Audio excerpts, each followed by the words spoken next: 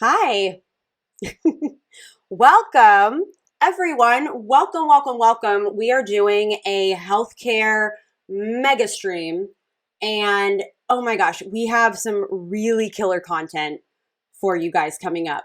Um, it is going to be an incredible discussion, and we are doing this out of partnership with an incredible organization called Be a Hero. You may see a few notices or messages pop up throughout the entire stream that has a link to where you can join their organizing Discord.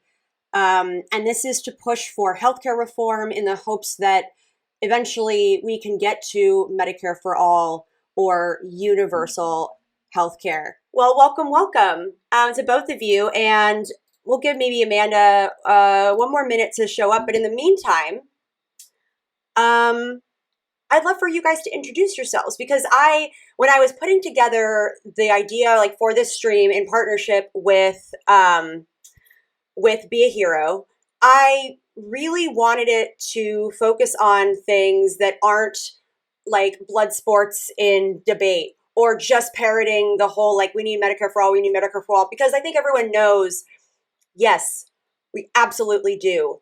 But like policy is such a different area because it's complicated and because there's a lot involved with it. And it's not just at the federal level, it's also at the state level. So I was like, okay, who can I get on this panel who are like smarter than me, who know what they're talking about? And you guys were like two of the first people that popped into my head. So I was just stoked Aw. that you could even make it to do this. Oh, So, well, it's fine. yeah, so like before like I would love for you guys to introduce yourselves. And then also like in addition to the normal like here's my channel and stuff, talk a little bit or just like share a little bit about like um I don't know what if you have any experience directly with policy or if it's more like, you know a lot about like just the legislative process in general, but sort of like what you would say is your area of expertise on in the Twitch realm. Remember, we're all experts on Twitch, but so Yeah. so I'll, I'm really I'll important. Go defer. first. Yeah. Yeah, Okay. please. I was about to pass the baton to Josie to go first. I well, I go by I'm really important if anybody doesn't know me. Obviously it's tongue in cheek. I don't think I'm that important, but it just kind of makes people drop their guard. So I thought it would work well in the politics realm because it kind of makes people laugh at first. On my channel, we talk politics, and we do focus on electoral politics, what's going on in the House and the Senate. We just watched a speech from Joe Biden from the East Room in the White House. Tomorrow will be 6 months of his administration. So we're trying to pay attention to the good stuff and what's going well. And so that's what I do on my channel. As far as my interaction with healthcare policy, I really don't have much. I supported Bernie in the primary. I am a supporter of Medicare for all, and I think what separates me from other people is I think the path to get there is a little different than what most people would want. But I'm happy and excited to talk to everybody here and see what their thoughts are on that. But I do think the ultimate goal is Medicare for all. But beyond my involvement is paying astronomical amount for a private plan right now. So Yeah. I know that feeling. But I'm one of the lucky ones who has health insurance. I couldn't imagine navigating my life without it. So Awesome. Thank you. Welcome. Josie. Yeah. Yeah, for sure. It's nice to meet you. I'm really important. It's as nice well. to, yeah. So as a lot of maybe people on Maddie's stream already knows, but I am a person that is a trans researcher by trade. I actually work for the National Center for Transgender Equality and focus on trans research and running the U.S. Trans Survey for the 2020 cycle. The survey's been going on since 2009 and 2015, and now I have the privilege of running the 2015. Prior to that, I had about close to a decade's worth of political experience running campaigns across the country, as well as having my own consulting firm, just having a great opportunity to learn and kind of embody organizing and the effectiveness of being able to organize. I was also a Bernie supporter in both cycles. I was a national delegate for 2016 and 2020. So I definitely understand that messaging. And even before that, I did 6 years Navy as a reactor operator. I think the thing that uniquely qualifies me to be able to speak on this panel is that I actually ran for Congress back in 2020, and healthcare for all, Medicare for all policy was a part of that plank, and I was able to effectively pushed the incumbent out, Susan Davis, back, and because she was not supporter of Medicare for all, and she didn't want to get Joe Crowley'd, so she dropped out and ran. But unfortunately, millions of dollars jump into a race after incumbent flees. But we did get her to switch on the Green New Deal, but that's a completely different topic. So yeah, I'm Yes. excited to talk with you, and you can find me on twitch.tv/Josie Roth T. Thank you. Awesome. Thank you. Welcome, Josie. What I want to start with, so I think when I sent you guys the topics, I think I want to start with the second topic first, if that's okay, because it's a little more broad, and then we can get into a more detailed discussion. So the first topic I want to discuss is sort of about, like, I know we talked a little bit about how we all support Medicare for all as a concept, but when thinking about what we see is possible in the short term, what kinds of healthcare reform do you believe are realistic or that you can see realistically passing, and why is that? And then in addition to that, when we think about, well, how do we get this through? Like, what kinds of barriers are in the way of making meaningful progress in terms of healthcare policy reform? And I guess I'll start with Josie, since we started with I'm really important before. Yeah. To just give a quick statement. Yes, for sure. Actually, I want to read the statement again because I just got off work, so I'm going to read it. So, go ahead and go first. I'm really important. I want to make sure that I give this topic the right answer. I'm so sorry. Okay. Go ahead. There's no Sure. right answer. It's all right. I haven't read it, so I'm going to YOLO it here. But I am pleasantly surprised by what Biden is proposing, specifically in the human infrastructure bill, the $3.5 trillion bill, though there is nothing written out yet. But we've heard Bernie talking about lowering the age of Medicare to 60. I mean, to me, this is how we do it. We have to slowly bring more people into Medicare, expand the benefits from Medicare, such as dental, vision, hearing, and just win over more people.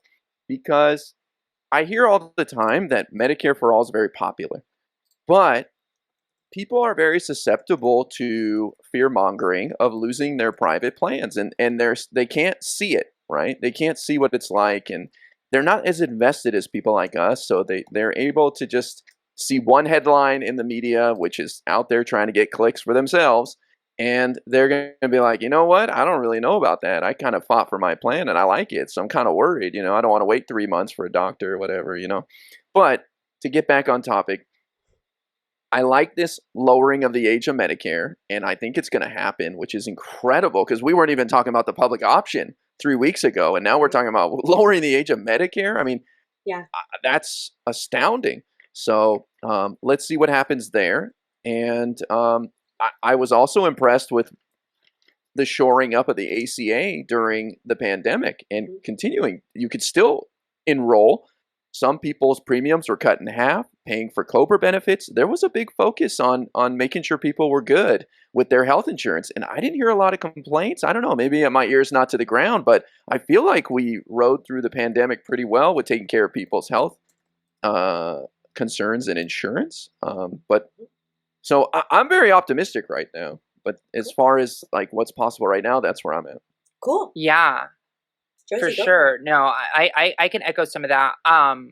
I think where I think we need to fill in the gaps of where it's lacking right now. So like dental and vision are huge, right? Like I for the first time in my life since the military actually have full coverage of everything, and I have really great health insurance now.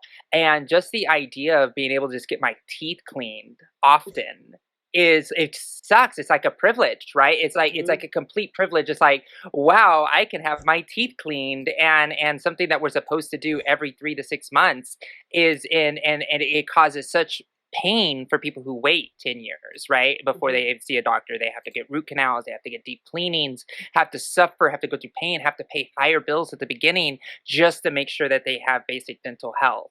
And so I would like to see things like that. But as far as the shoring up of like making people's coverage better, giving more potential expanding coverage like certain states are starting to do now, I think it's a right step in the right direction. Although, I was somebody who was like, we need Medicare for all now, like, screaming in the streets and supporting Bernie. Mhm. um One thing that I will say that has been probably one of the largest things that has happened in the short term is mindset. And I think that was alluded to earlier of like the idea. One of my favorite phrases that I said in the campaign last time is healthcare. I mean, sorry, health insurance is not healthcare. Health insurance is Mhm. not healthcare. Right. And what I think Americans are starting to see is like, yeah, like I want good healthcare. I don't care about the insurance as long as I have good healthcare. Right. And I think like the refiguring of the language and trying to actually get away from language like Medicare for all is actually a good thing. I think we Mm. should go into, more of a healthcare for all type of situation rather than trying to brand it with something that already exists. It's like saying Coca-Cola is healthy for you now. Yeah. It doesn't work very well, especially in minority populations where Medicare isn't working for a lot of people of color. And the last thing they want is their kids to be on this crappy healthcare that's not doing them a service either. So if they're going to fight for something, they want to fight for something that's legitimate, something that's real. And I think a Mm. rebranding needs to happen. We just need to say either free healthcare, just say it blankly and say, hey, free at the point of service healthcare, things you don't have to worry about now. Like, things like that, that would be very helpful instead of, and just get away from the things that already exist and just That's create something new. That's interesting. I think, as someone who works in marketing, I think everything is a messaging issue, or I think everything can be fixed by altering the messaging. I'm really important. What do you think to that? Do you think a lot of it is sort of a branding issue where when you evoke Medicare for all, it doesn't necessarily correlate with like what we envision, or maybe it just doesn't sit well with people? What do you think? Well, I think Josie really nailed it. And Mayor Pete actually brought this up during the 2020 campaign is you could have Medicare for all, but if people don't have access to it, what's the point? Right? And there's a lot of places in America where there's no doctor in your neighborhood. You've got to take a bus to see the specialist. It's just pointless. So Medicare for all without addressing access is pointless. And what is access? It's all these big problems in society, right? It's everything Mhm. from doctors not being motivated to open up offices because of money in certain neighborhoods to transportation. And we have to deal with all these things at the same time. And I think a lot of people got caught up in that messaging. And I think it's a Mm. little dated. I'm really excited to hear Josie say this because I think Medicare for All is kind of dated. And it was a great slogan and a great issue in 2018 when the Republicans tried to repeal the Affordable Care Act. Right. But it's on the back burner right now because these other issues are more fundamental and then they'll lead to Medicare for All, I think. Yeah. And when we think about it, when we think about Medicare in general, I feel like that might be even something that needs overhaul, right? It's just Medicare as a whole. I mean, there are still a lot of issues with like prescription drug prices, with just getting certain types of care authorized. And that's all, I think um, uh, something that comes from the insurance companies and their like involvement with Medicare for all. And again, I don't. I need to do more research on exactly how that system operates, but I think you could do tons of research on it and still not fully understand it because it's so convoluted. And one of the things, so I know, I forget which one of you, no, I think it was I'm Really Important. You pointed out in your opening statement about how they're lowering the age, or they're proposing lowering the Medicare age. And Josie, you mentioned the inclusion of dental care. That I believe is something that's included in the most recent infrastructure bill proposal, which bears the interesting question: is healthcare in infrastructure? Is healthcare infrastructure? Well, actually, no. But our law system, like you said, has become so antiquated and broken that we need to try to pass these giant omnibus bills because Congress is only passing maybe 10 laws a year, if that, right? And a lot of them are just like, we're writing the budget, right? We're writing the checks today, right? Like, is that what we're doing? We paying everybody's paychecks? And Mm-hmm. that's usually what the laws are. So, like, it's so unfortunate because, like, a president or a winning party has these legislative agendas and they have to try to jam everything in at once to Mm-hmm. try to make it work. And is it effective? Unfortunately, is the only thing that works right now. Where we have to like say, hey, like let's make dental infrastructure. The road to our future is on the teeth of the American people. Yeah, I don't know how they're going to message it, but but the thing is, it is going to sweeten the pot. And it is going to make people feel better about like, wow, health, dental care. Like that's something that is so fundamental. And Mm-hmm. it's funny because I was talking to somebody, and I know this is super anecdotal, but I was talking to somebody in Europe, and they were just talking about how healthcare, like American teeth, are actually like really well done in America. But I was like, but not for people who are poor. Yeah, I was gonna But say it's maybe actually for a certain income focus. brackets.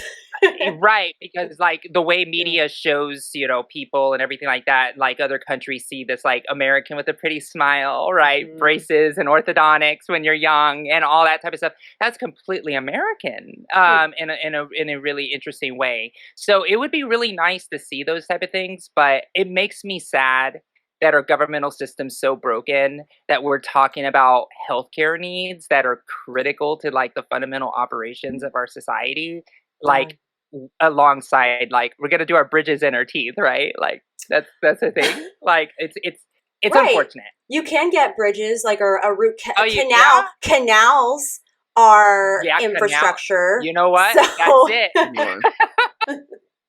so I it would makes argue that sense. it. Yeah. I would argue it is infrastructure because it's defined as human infrastructure, such as things that allow us to operate. So, childcare, elderly care. I mean, I would put healthcare up there because without healthcare, people can't go to work, and so I don't think it's that much of a stretch to put it into the budget reconciliation process, which has to deal with taxation, spending, or revenue. These things fit in there, and they're even talking about putting a path to citizenship for some people in there That's right. because that's also involved with the economy. I mean, if you don't have workers, then you're screwed in some industry. So, and I share Josie's sentiment that things are broken, and this is kind of my argument overall that our focus shouldn't necessarily be on winning people over to Medicare for all. It should be healing our divide Mhm. because it's popular. Medicare for all is popular when you explain it to people, but they're on their teams, right and left. And this is why I am so on board with Joe Biden's push for bipartisanship because this is how we enact huge policy in the future. It's not going to happen right now. Temperature is way too high, but we have to fight for it, even if the other side is fighting against it. This is the only way we can pass stuff outside of this budget reconciliation process. And we can only do this when we control the Senate, the House, and the White House. And how often is that going to be the case? Are we just going to flip back and forth as a country? I mean, the pendulum swing of that is bad for business. Mhm. Business doesn't do well when people don't know what's going to happen tomorrow. So we need stability. And so to me, bipartisanship, I drank the Kool-Aid. I'm fully on board with it. And it's the solution to everything right now. I think a Well, lot of I am yeah. gonna push back. Ooh, Can I? yes. Here comes the Okay, yeah. debate portion. Now here comes my spice rack. People on my stream are like, Josie's pulling out the spice rack. Oh no. But the thing is I don't believe in bipartisanship anymore. I think Wow. bipartisanship is Ooh, a buzzword spicy. that no longer really exists anymore. Because at the end of the day, it's like, what bipartisan issue is Republicans going to agree with? It doesn't matter if Biden completely does concessions for half of their things, they're going to want more, and they're going to call us a communist for not doing exactly everything that they say.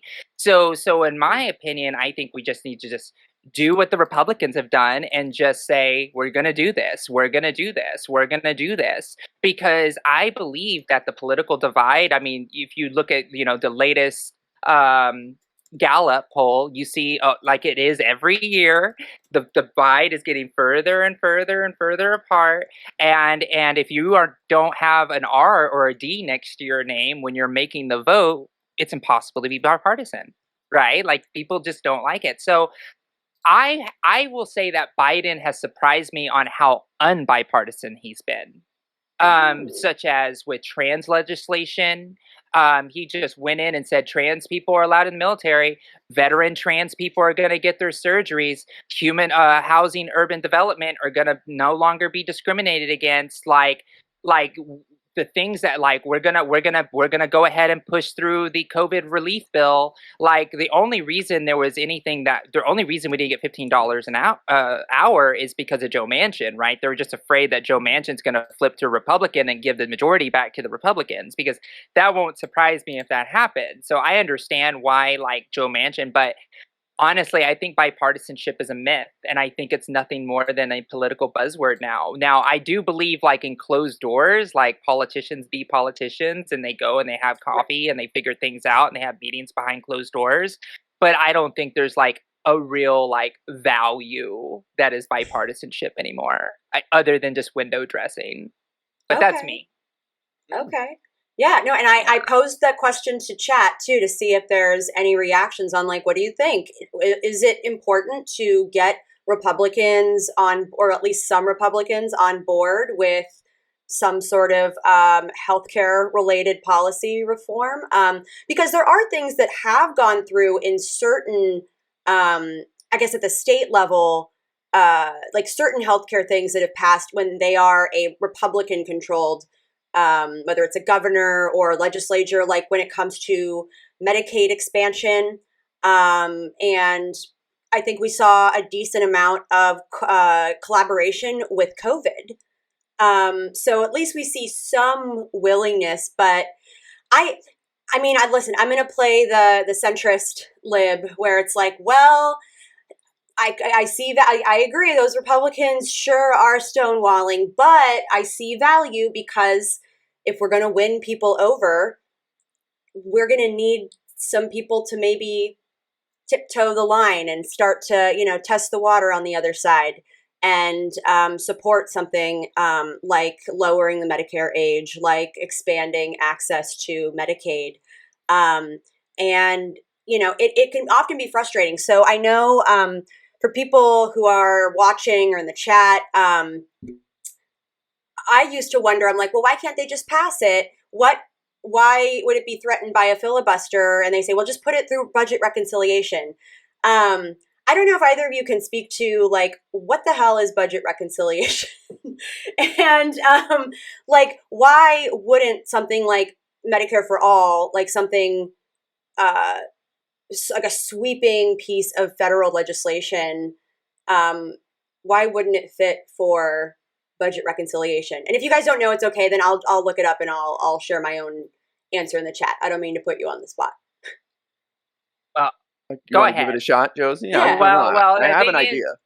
I have an What do you guys idea as think? well, but Okay. really, I will just say it's right now it's become the screen door behind the shed of the Capitol that has let people go around the filibuster. There Mhm. are very antiquated rules that what counts for budget reconciliation, but because the window of passing things through the front door keep on shrinking and shrinking and shrinking, that the more budget reconciliation is going to be used as an excuse to pass things, and eventually somebody's going to say, no, this isn't what it is. So I don't know the exact rules off the top of my head. But I do know that it's important that Bernie Sanders is leading the Senate when he makes that happen. So that's always a good sign. But go ahead and take a shot at it. Well, I mean, just to explain, budget reconciliation involves taxation, revenue, or spending. So you have to be focused on those three things.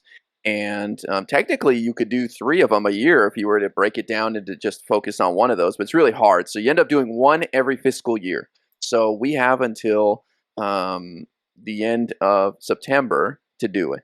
And Medicare for All could be passed through budget reconciliation. It's a political problem that's standing in the way, as Josie mentioned, Joe Manchin.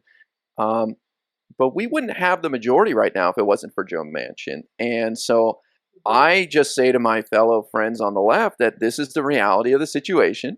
Joe Manchin won re-election in 2018. He's the U.S. Senator from West Virginia for another 4 years. And there are other Joe Manchins. They don't get as much attention because they don't have a cool houseboat and they don't make as much noise as Joe Manchin. Does he have a houseboat? He owns a houseboat in Washington, D.C. Yeah. Okay. He has parties and stuff.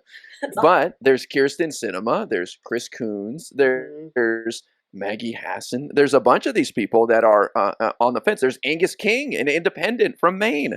The guy's borderline Republican. But these are people that caucus with us and have allowed us to have the majority. And they make up our party. And our party is a diverse party. It's a large umbrella. And so if they don't support it yet, then I think the onus is on us. As Josie mentioned, it's about convincing people. It's about, well, maybe you said it, Maddie. It's about convincing our fellow Americans. It's not about the politicians. And yeah, it's not an easy lift. Trust me, it's not an easy lift. And that's sort of like, yeah. Oh, go, Josie, go for it if you want to. No, I agree, and I will say that even my people on the left that I know and love don't like that pill to swallow about Joe Manchin. They don't like the pill to swallow to know that Democrats are so weakly on our side that we have to be anemic just to try to hold our majority together. And that political process and the relationship building, I have conversations with my stream all the time about that. And so no, I think it's important that we start teaching a little bit better political strategy, because I think that we're very, the left is very illiterate to political strategy. And somehow, some way, the Republicans all figured out that they get to fight in the same team. And so I kind of wanted to go back and ask you something. I am really important is because it kind of brought something up. One of my things that I've thought about is I've knocked on tens of thousands of doors in my lifetime at this point in my life. And one thing I have learned, growing up in conservative Texas, with a very conservative family, like to the point where I actually lost some of them because I'm trans, is the fact that I can have a conversation till I'm blue in the face with certain Republicans that you would say, oh, this is a reasonable person, somebody you get in your living room and have a conversation with and actually have that one-on-one comfortable combo. And people are like, yeah, I think healthcare is right. I think that we should be better as a country to do it. And then you'll be like, wow, I think we got a healthcare voter. I think we might have somebody on the side. And then you leave, and then the next day they watch Tucker Carlson and they're like, I'm freaking not voting for the freaking Biden communist. And now all that work, all that time, you could spend hours or a day with that person, and then within seconds, your entire outreach has completely been disintegrated. And that's, I think, why I don't really, and I know, bring it back to bipartisanship, because if it was truly bipartisan, then people would look at the policy and say, you know what, this is going to help my grandchild. This is going to help my grandmother who's sick right now. Or, my mom is pushing 55, 60, and I know she has a heart condition already, type of thing, right? But for some reason, and this is the political question again, because it's always going to come back to the political question, because I think we can convince everybody that healthcare is important and America sucks at it. I think we can completely convince everybody on that. But when it comes down to the actual vote in the ballot box, why is it so hard to get an American to vote for healthcare? and it's so easy for them to vote for Republican, right? And I think that is like the real question, because like I'm sure you all saw the magic of the Bernie messaging. Everybody here saw the stadiums filled with people who just wanted healthcare and a shot at life. But here we are, 2021, talking about the same stuff again, and we are hoping for crumbs. We're hoping for, man, I hope they give us that 5 years. Man, I hope they give us dental through infrastructure, and we're still not solving the problem with diabetic medications being too expensive. We're not dealing with all of the major things because for some reason, no matter how many times we talk to a Republican, they're never going to listen to us because they just want to vote for the jersey that says R on it. And believe me, I've been fighting for this for over a decade. I don't know the answer here. I don't think anybody does, but I kind of wanted to hear your thought on that. That's why I always get a little shaken when I see bipartisanship, because Americans don't give a crap about that.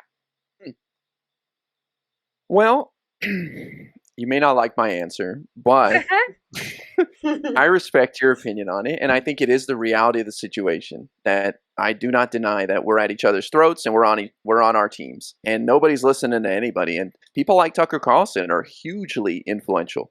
You can knock on 100,000 doors. You can meet with a family every night, and they will hear one speech from Tucker and say, "Well, I'm voting Republican because I'm not going to look up what he said. I'm not going to research it." And I think that's the bigger problem. To me, it comes down to education. It comes down to the flow of misinformation, which is an abuse by these tech companies that are out of control.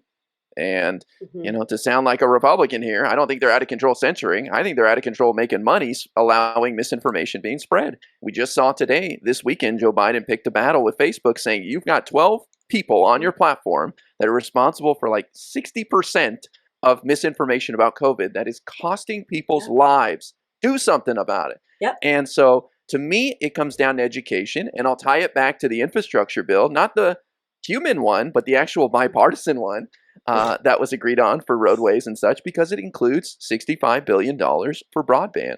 And that's right. I think it's going to come down to fixing a problem that's been going on for a long time of a gap in education, and the pandemic exacerbated that. Even here in California, only like 60% of kids had access to the internet and a computer. I mean, this is crazy. And we're such a rich state. We're like the 6th largest economy in the world, and we were screwed too.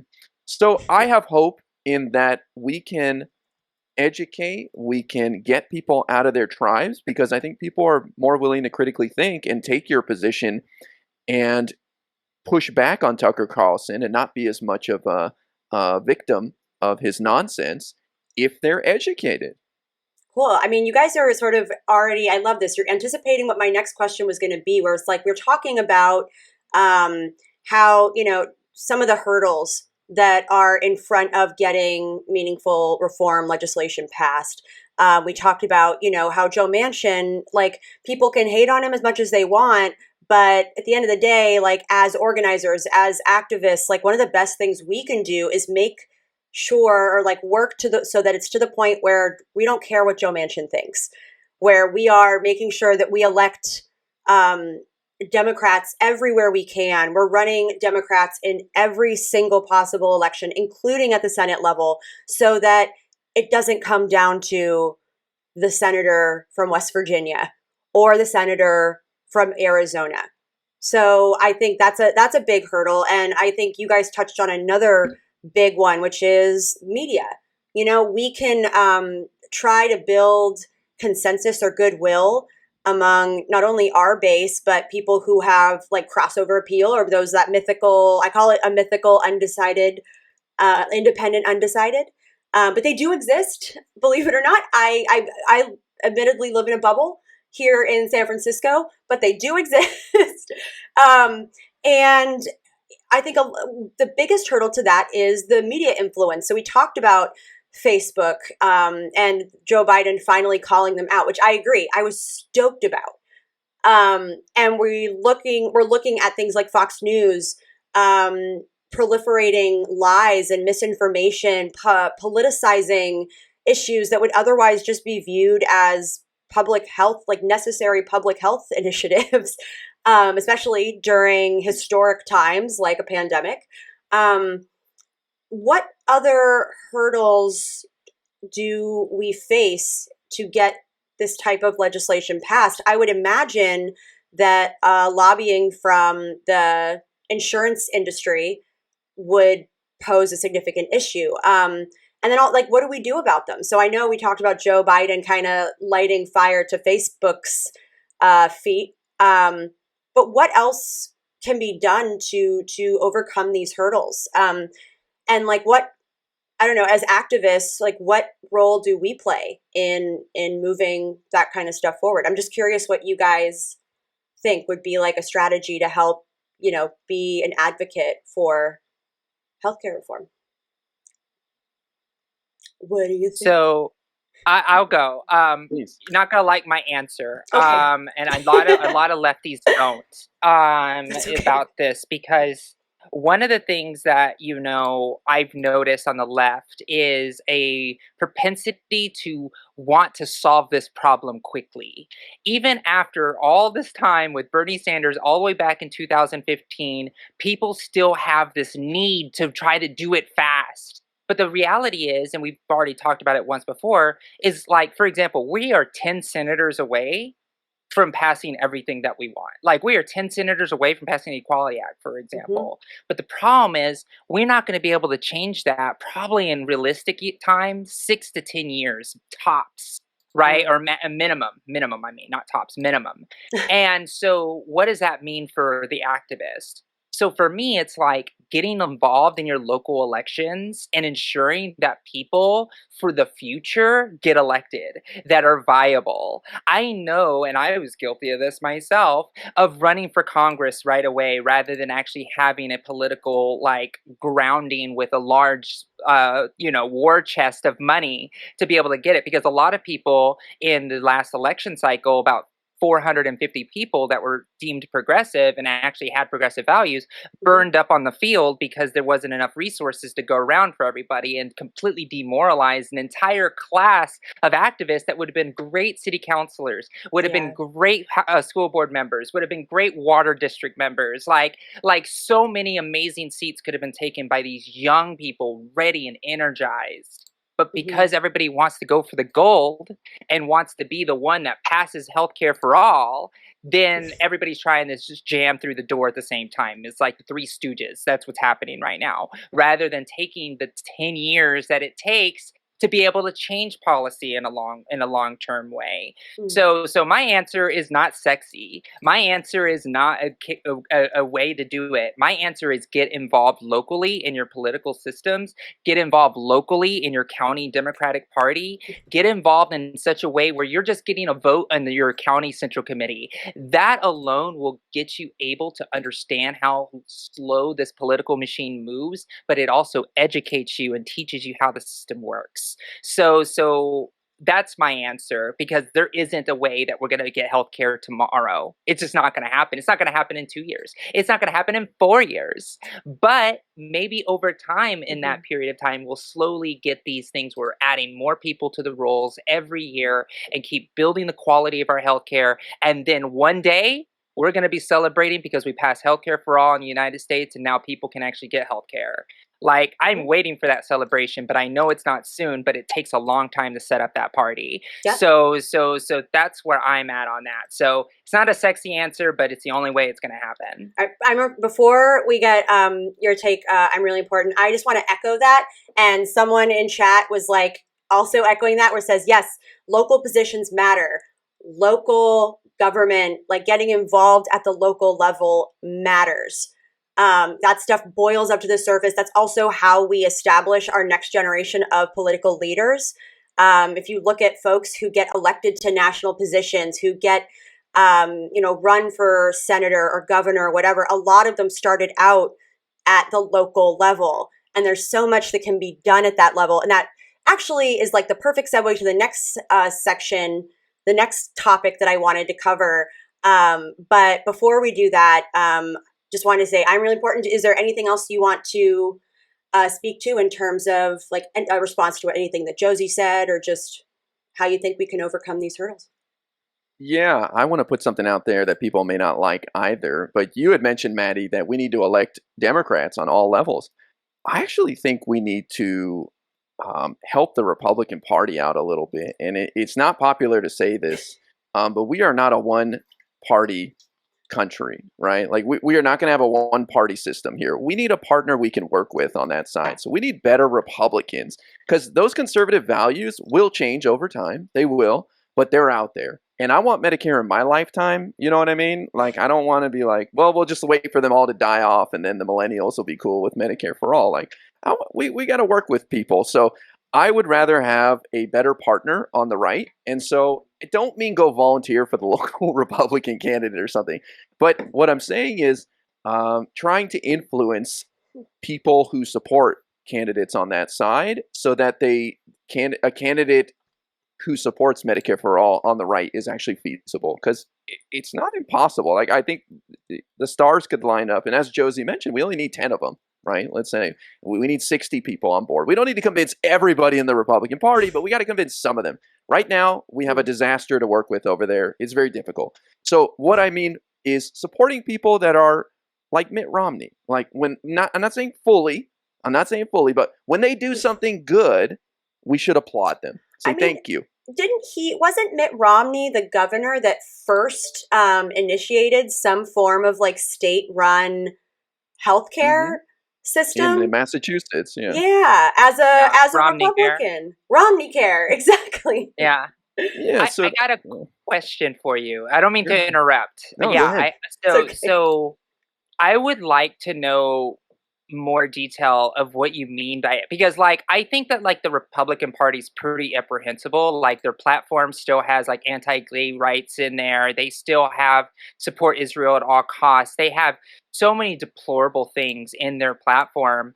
I just don't know how in good conscience I could say, yeah, support a Republican when the Republicans are literally ousting themselves. I mean, when you're pushing Liz Cheney away from like leadership of the Republican Party, what does that even mean? Like, Mm. and I would also say that the Democratic Party is also house is on fire. We're not angels either. So I don't know what a strong Republican Party looks like because I'm already convinced that the Republican Party is plenty strong and has been an obstructionist for the last 30 years.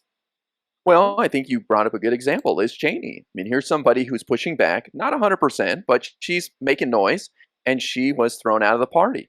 And we just kind of sat there quietly, like, oh, well, it looks like they got a fire they're dealing with. But I think that we need to speak up when some of these Republicans do the right thing, like voting to convict Trump for, the crimes he committed in the Senate.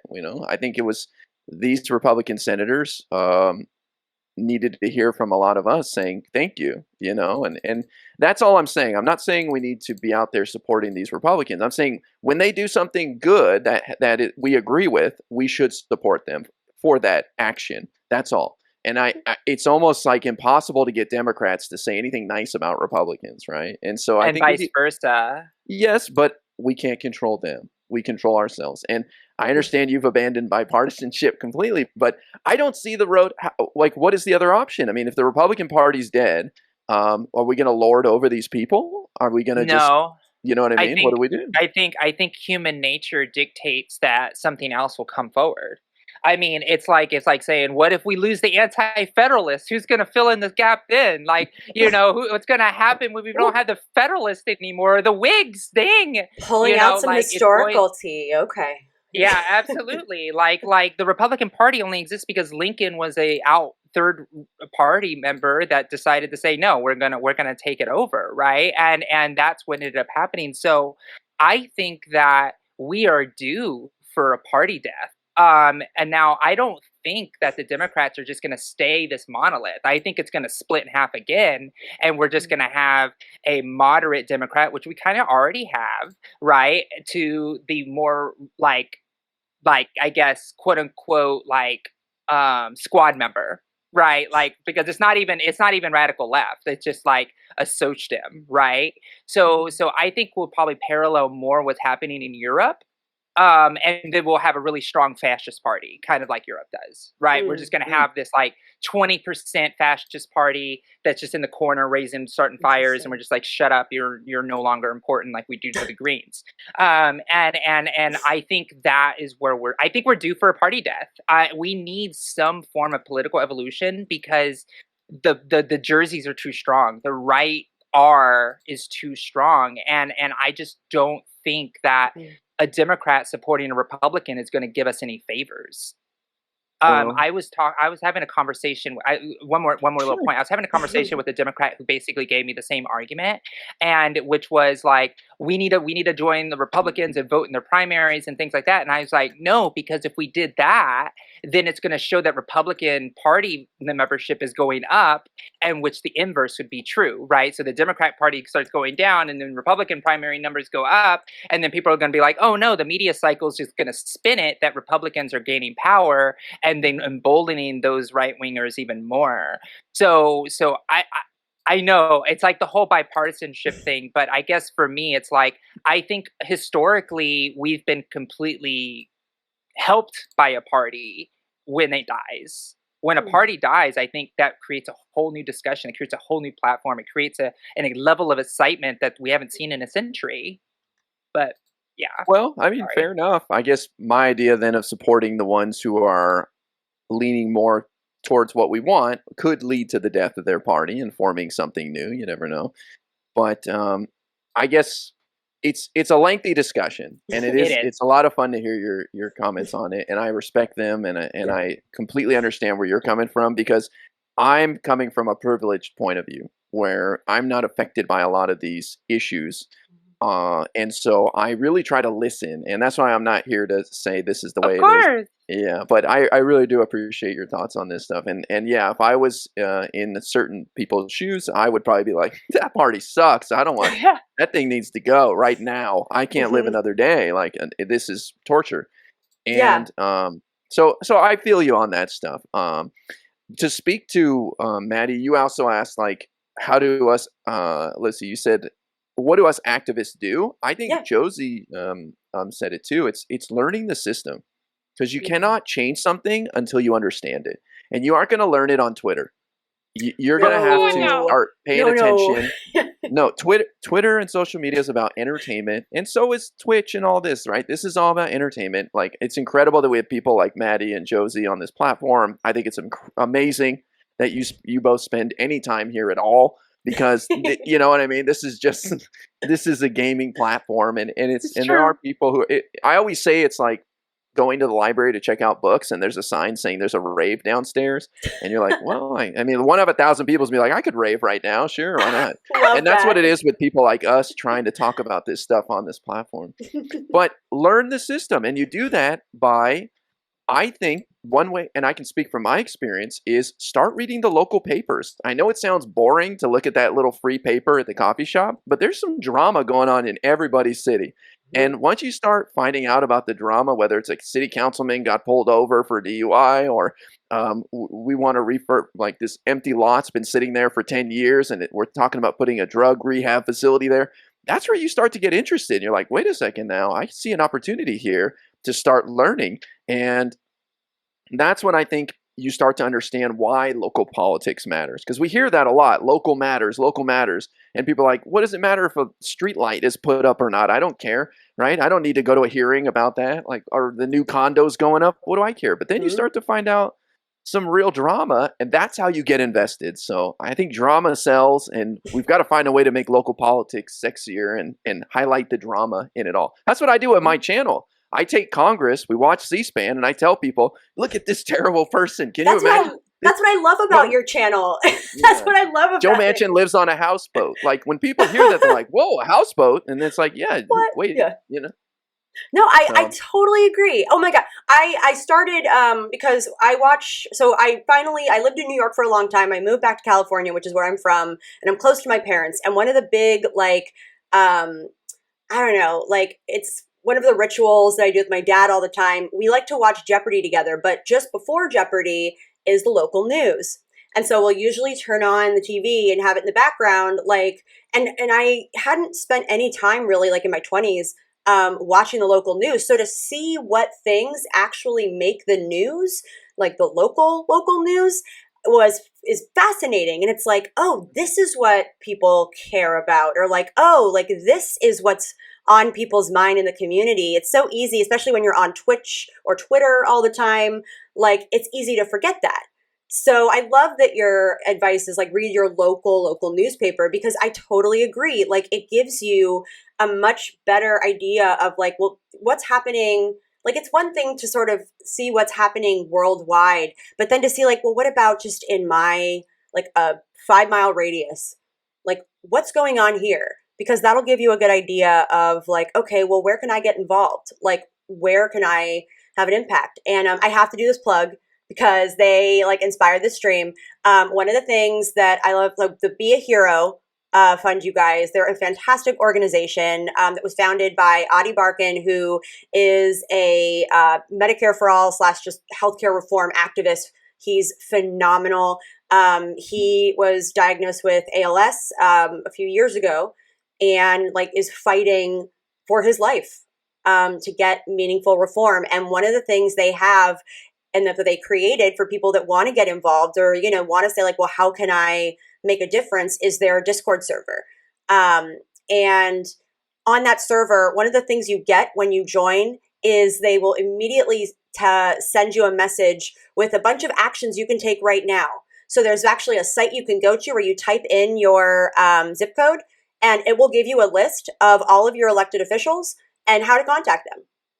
And like they give you prompts on like, hey, here are some things that you can write to your elected officials about. Here is how you can advocate for them to support specific legislation. Like, that makes a huge difference. And I think that's kind of why I ended up like deciding to partner with them on this, because I want things that are actionable, right? It's like we can scream and complain about the system and whatever as much as we want all day, but at the end of it, I'm a person of action. I'm like, okay, well, what can I do? What can I do to help? And they like give you a solid toolkit. So there's the plug. I truly do love, I really, really love this organization. They're phenomenal. And I think the tools and information they provide in that Discord is super helpful.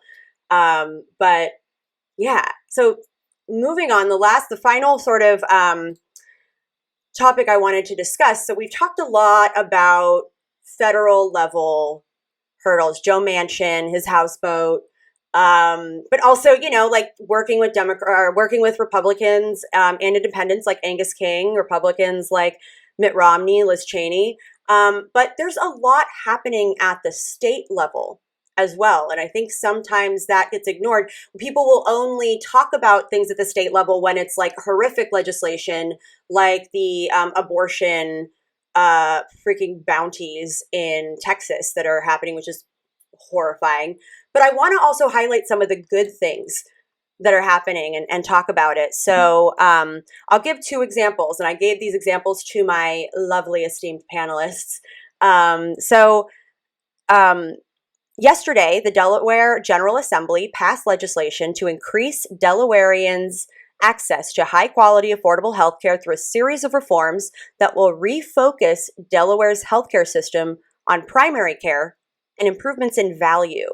And a week ago, Colorado Governor Jared Polis signed 14 healthcare bills that included a bill aimed at lowering insulin costs. So it seems like there's a decent amount that can happen at the state level, but obviously, they have limitations as well. So what are some advantages or disadvantages that come with legislating healthcare or healthcare reform at the state level? And given what you've seen historically or what you see sort of going forward, what kind of influence do you think state programs could have on future prospects of like national healthcare reform? And I'm really important. We will start with you. Well, this is not my wheelhouse right here. That's okay. So I'm actually really excited to hear what Josie says, because state politics is difficult to get into. But I will say, I think that these voting restriction laws that are going out there in the country, along with the abortion laws, is really starting to wake people up to why they need to get involved with their state house. And there's nothing that galvanizes people more than things being taken away from them. And people are realizing that Trump has nothing to do with this. I mean, yeah, spreading the lie nonsense, but these are state laws that are impacting people's ability to vote. And so I'm hopeful that more people will start getting involved in state politics because of these voting laws. We saw that in Georgia with Stacey Abrams, and when she lost her race for governor, she started organizing on a state level, and boy, did it lead to something big. So I don't know what's possible on a state level, though. I'm in California, and we've got a lot of money. We have $100 billion surplus. We Yeah, did we do. really well during the pandemic. And we are filling holes, but I'm not hearing a lot of healthcare holes. I'm hearing homelessness. I'm hearing things like back rent, stuff like that. So I don't know. I'm curious to hear if Josie has any ideas of what can states do. I mean, obviously Massachusetts did Romney Care, as Maddie brought up, and that was huge, and that led to the idea of Medicare for all. A lot of people cited that, so I'm curious to hear. Yeah, thank you for all that. I will also add the anti-trans legislation to that list of anti-abortion and things like that, where people's things are literally getting taken away, including their civil rights in that way. But I think it's a little bit. So I have like two opinions on this. One is necessity. I think that some states have completely just given up on the federal process and have strengthened their own laws within their own states. Like, for example, like what we're seeing in Texas, for example, as we all know, with the voter registration law, the as well as the fact that they're trying to slam through an anti-trans legislation bill for sports, as well as an anti-abortion bill. A lot of people are starting to understand the power of the state. Like what's just being said, it's like, whoa, I didn't know Texas could do this. Whoa, I didn't know Tennessee can just single-handedly pass a basically a segregation law of trans people, or that Arkansas can literally take the right of doctors' ability to perform normal life-saving medical procedures for people. So there's just so many little things. And so when we look at California, like I live here in California too, so I totally understand the sentiment. I think we're all But, Californians. I think we're yeah, all California. yeah. I think we're all California. California superiority. Okay, go on. Yeah, 1 in 8 Americans. Anyways, so the fact of the matter is, in California, we're actually starting to see like rights and like money given out to its citizens. We're starting to see that you can have strong safety nets and a surplus. Like, those are the things that we're starting to see. And California is a little unique because we're the 5th largest economy on our own without the rest of the country's support, which is absolutely phenomenal and great. But we're not on bragging us. about it. But we're not bragging. We're humble. Go on. Yeah, exactly. However, like states like Alabama and Georgia, who slash their taxes all the time, are literally just shriveling on the vine, taking resources from Californians and other states that are doing very good and doing very well in different aspects. So what I am, so there's a couple things. I know I said a couple things already, but the way that I'm starting to see this pan out in the state legislature, because as somebody who works for the National Center for Transgender Equality, we focus on national policies all over the country. So that includes all the states. And one thing that I've learned after working at that level is that there are so many ways different states pass their legislation. For example, in I think it was South Dakota, they blocked a trans bill. No, Montana. That's what it was. They blocked a trans. No, it was Arkansas. Sorry, Arkansas. I'm getting all my. They blocked the House passed a bill that was going to ban trans health care for youth. The governor vetoed it, and then the state used its own rules in the state house to say, "Oh, we can override the veto," and got rid of it. In the state of Texas, in the state of Florida, we thought we killed an anti-trans. I'm using trans legislation because that's my expertise. So all these mechanisms also exist for other bills as well. But in the state of Florida, we thought we killed a bill that was going to prevent. We stopped a bill that was going to require schools, if a child is suspect of being a trans person, to do a genital inspection. Like, go to your doctor and let them look at your junk type of situation, Jesus. right? We thought we killed that bill. Like, we are like, yay, happy dance, we killed the bill. Florida had a weird rule that was able to just pull it back out of nowhere and then shove it right through when they passed that bill, where they actually have genital inspections for like student athletes that are trans, right?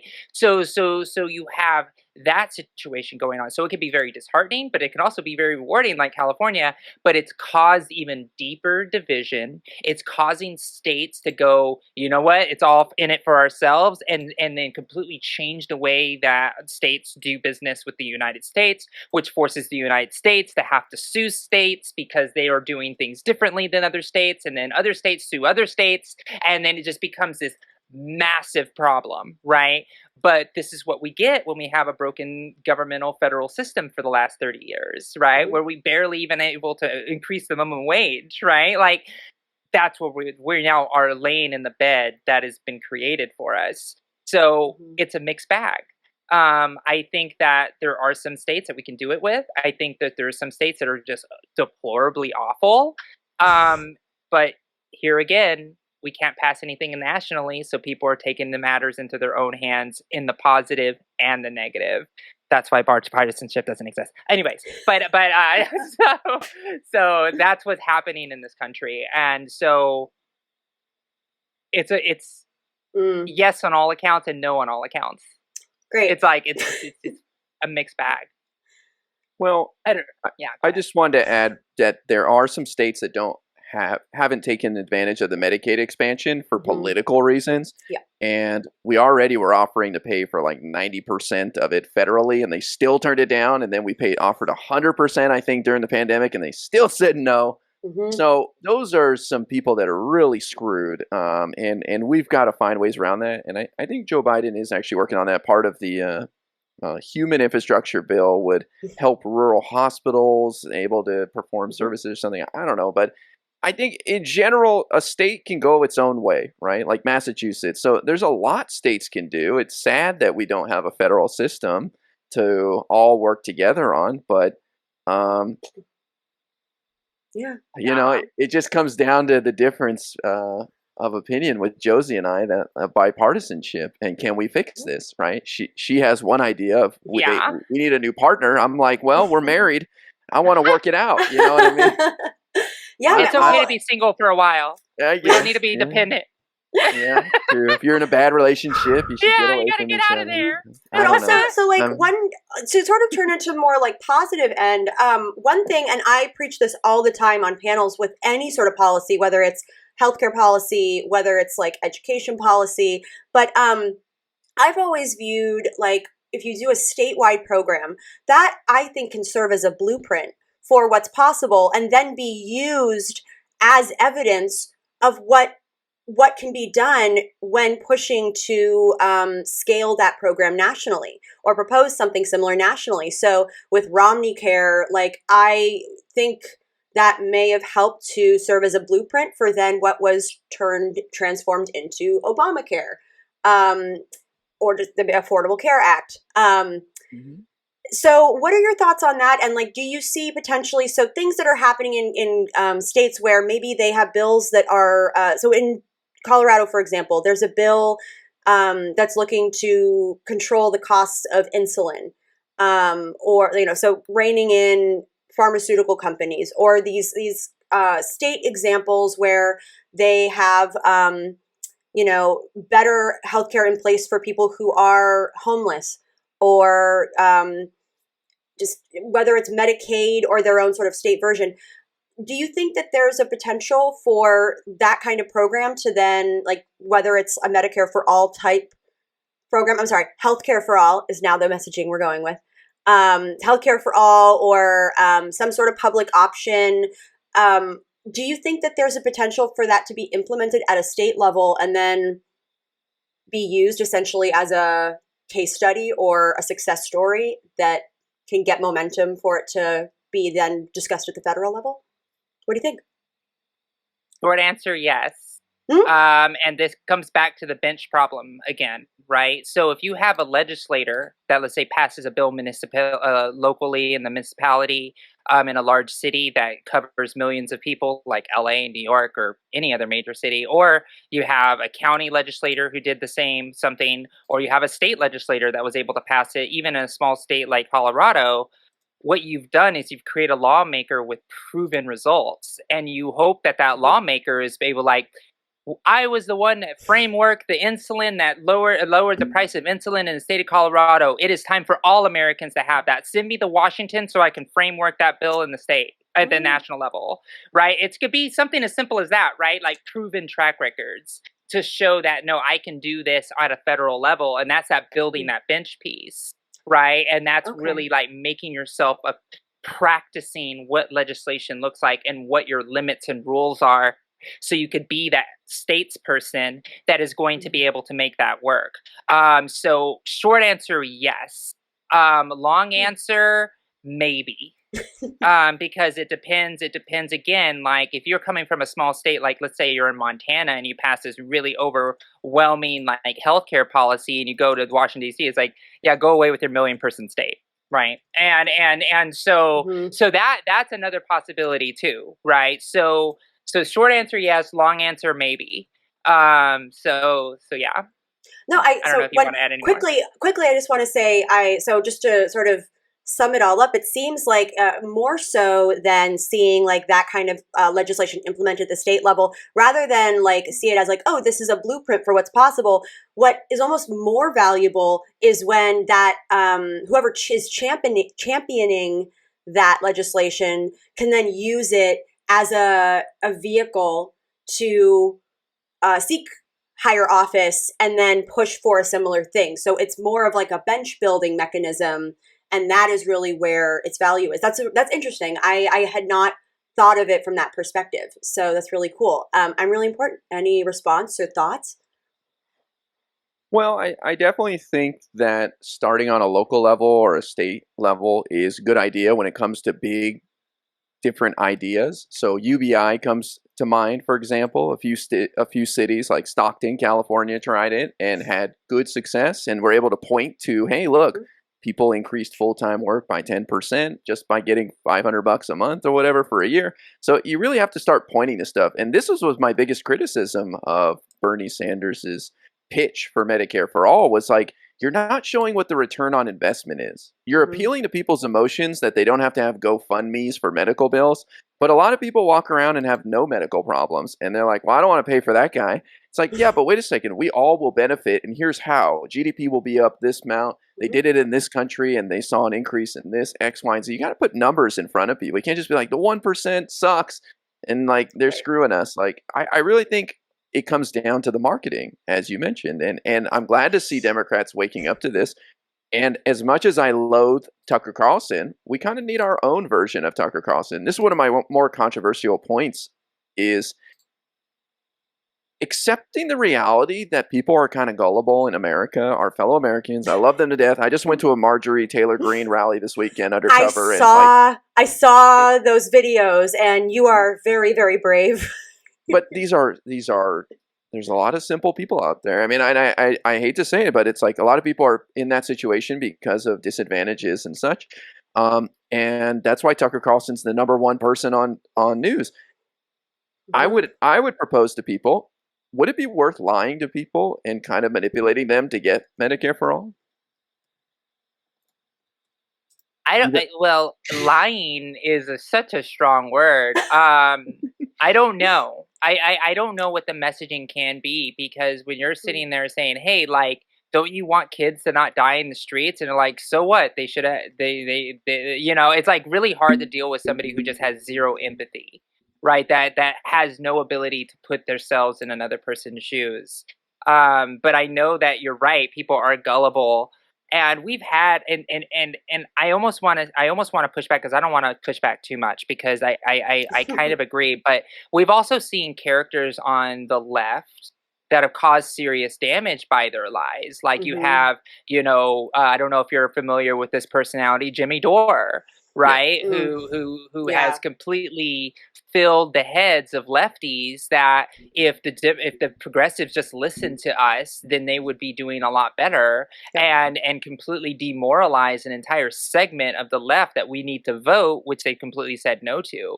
So Mm. I guess my slippery slope is on this one is the fact that who curates what is an acceptable lie and what is not an acceptable lie, Mm. because just like anything else, like somebody can be like a well-intentioned lie, and then all of a sudden that's what they make their niche off of, and then they just keep lying and lying and lying, and the fish becomes 10,000 feet, right? Mhm. And so I think that it comes back to education. It's like we need to teach our American citizenry the ability to actually like understand what a critical argument sounds like. What is a valid argument? Like Yes. what is fact from fiction? And that there is a difference between subjective reality and objective reality, right? Mhm. And that like some people's opinions, like I always talk about this because my family's from Texas, but one of the things that is very real for me is like my mother or my parents would say that's just my opinion. I'm like, that's not an opinion. Like the idea of like a harmful opinion and a non-harmful opinion, right? Which Mhm. is like my favorite color is like a pinkish purple. That's a harmless opinion. Nobody's gonna die over that, right? But a harmful opinion is Right. something that the Germans in the 40s tried, right? Is like we need to round up a certain class of people and put them Mhm. away forever. Like that's not an opinion, right? That's a policy position. Mhm. And I think that people have just forgotten, and I know I'm going to get really philosophical here. I don't want to try to, but the fact of the matter is, and I'm going to go because we're talking about human nature now, right? So one of the things that I realized, especially growing up in the conservative South, is people are very, very devout and they believe in faith a lot, right? They believe Mhm. in the faith of documents that were written hundreds, thousands of years ago. So they believe in a myth or a fiction, and they have faith that their belief is the right belief because they've been taught their entire lives to just have faith that I know these policies don't make Mhm. sense, but just have faith in us. Have faith in your leadership. And politics has become a form of a quasi religion. And I'll say this, and again, this is a little bit anecdotal, but I hear it all the time. Is like at my family table, they literally say, "All right, Josie, remember the rule: no politics or religion." But the thing is, a lot of Southerners equate politics and religion as the same, that they put it into the same category. And because of that, people have Mm. this dogmatic belief that Republicans are going to save babies, that Republicans are going to give them ultimate freedom. And Mhm. then you also have, like you said on the like you said on the left, right, which you also alluded to, is like if you believe in the Democrats, you're going to get health care. You're going to get these things, right? And those things don't materialize either. So what do you get? A bunch of pissed off Americans with a lot of beliefs not met. Yeah. And so then it just becomes more apathetic, and then we're back to the political game that consultants love, which is an apathetic voter base of the people who only the only people who know that it's their civic duty to vote because the other people said fuck it, doesn't matter, Mhm. right? And that's where the wealthy thrive. That's where money in politics matters, because if every American in the country voted willingly, like there would be no matter of money in politics. It wouldn't matter how much money was in politics because there would be so many people voting in their best interest that it wouldn't matter. So I know I kind of went off on a philosophical tangent there, but it does stem on the idea of like having like strategies like a Tucker Carlson for the left, but are we just playing into that human nature that may make the division worse? So for me, it's like I'm just asking the philosophical question openly. I'm not saying you're right or wrong. I just always worry about that critically. Of like, if we start implementing the tactics too much, do we lose sense of the core message of what we're trying to say is facts and information matter? Mm. Or Well, are we just going to resign and say, you know what, facts really don't matter as long as you're voting on my side? I mean, just to me, it comes down to, do you think these people can be changed through education, right? And a lot of people don't think so, but Mhm. I Right. do. I think so. I have faith that these people can be brought back to the flock. They can be taken out of their bad situation, because I think if you kind of pull them out of their bad situation, because that's the theme I notice with a lot of these real hardcore Trump people is they're usually not in the best position in life, and they're looking for Mhm. someone to blame. And boy, did Trump give them a handful of people they could point to for all their problems, except that guy in the mirror. And Well, if you just improve their lives, whether it's by force or through education, so they see a different path, which is the harder way to go about it, then I think they abandon a lot of that stuff. But I know what you're saying about the connection between faith and politics. That's a tricky one, and that's part of who we are as America. That is, Mhm. I think we have to accept that to some degree. Though I have been reading articles recently that evangelicalism is really dying down in America. The numbers back up a huge decline, and these are kind of the last gasps as they're really trying to swing for relevance still. Yep. yeah. But I will say this. So, like, what's replacing religion is republicanism, right? Like, Mm. it's not, they're not even Mhm. going to church anymore. They're just automatically believing that these are the right things, my gun rights, abortion. Like non-religious people are speaking these same things. There was one point that I wanted to, I should have wrote it down. There was something that you said. Oh, that's what it was. So one thing that I ask, and one thing that I've noticed in my, outreach journey in my life, is like I've asked this question to myself. I'm sure you've asked the question to yourself as well. It's like, how when have I interacted an actual point in time where I've communicated with a Republican and they were actually converted, where they actually changed their ways? Mhm. And it's like, and what was that we could bottle up and sell that to the world to see what it is? And unfortunately, the only answer that I've been able to come up with that brings the most people to leftist ideology, or at least take a step away from the conservative ideology, is when a family member comes out as an LGBTQ member. It's the Mm. only Interesting. time that I ever see a Republican, a hard right Republican, all of a sudden take a dip into the left side because they don't want to hate their child, or Hmm. they don't want to hate their family member, or they don't want to hate their closest friend. Now, don't get me wrong though. There's plenty of Republicans that will repudiate that family member for the sake of their ideology. But about 75% of the time, I have no data to support that. That's my opinion. But I believe that like 75% of people, when they have a family member come out in that way, will kind of lighten up a little bit and be like, maybe I don't hate the queers that much anymore. Hmm. And that it becomes a Hmm. road to their leftist reconstruction, right? Huh. Into a world that may be different. So, do you have any idea? You've been doing this a while too. I am really important. So, what are your thoughts on that? Because I don't see any real come to Jesus moments, pardon my metaphor, or analogy, of Republicans shifting to the left unless it's that personal. Well, I think the word that comes to mind for me is empathy in the example you gave. Mhm. And it's about instilling these people with empathy. And for myself, I'm not a Republican. I've been Democrat my whole life, but I never met a trans person until I started going out to protests in Los Angeles in Hmm. 2017. And so I had these preconceived notions, and they weren't terrible, but I was just like what I saw in the movies and read about in the media. And I was like, these Mhm. people are suffering and I don't understand it. And it's weird to me and it's foreign to me, right? Because I never knew anybody that was trans.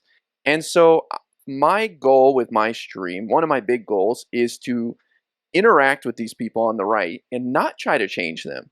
I'm not trying to change them because I don't kid myself that I'm going to. I think the idea of someone registering as a Democrat from a Republican is pretty bold and unrealistic.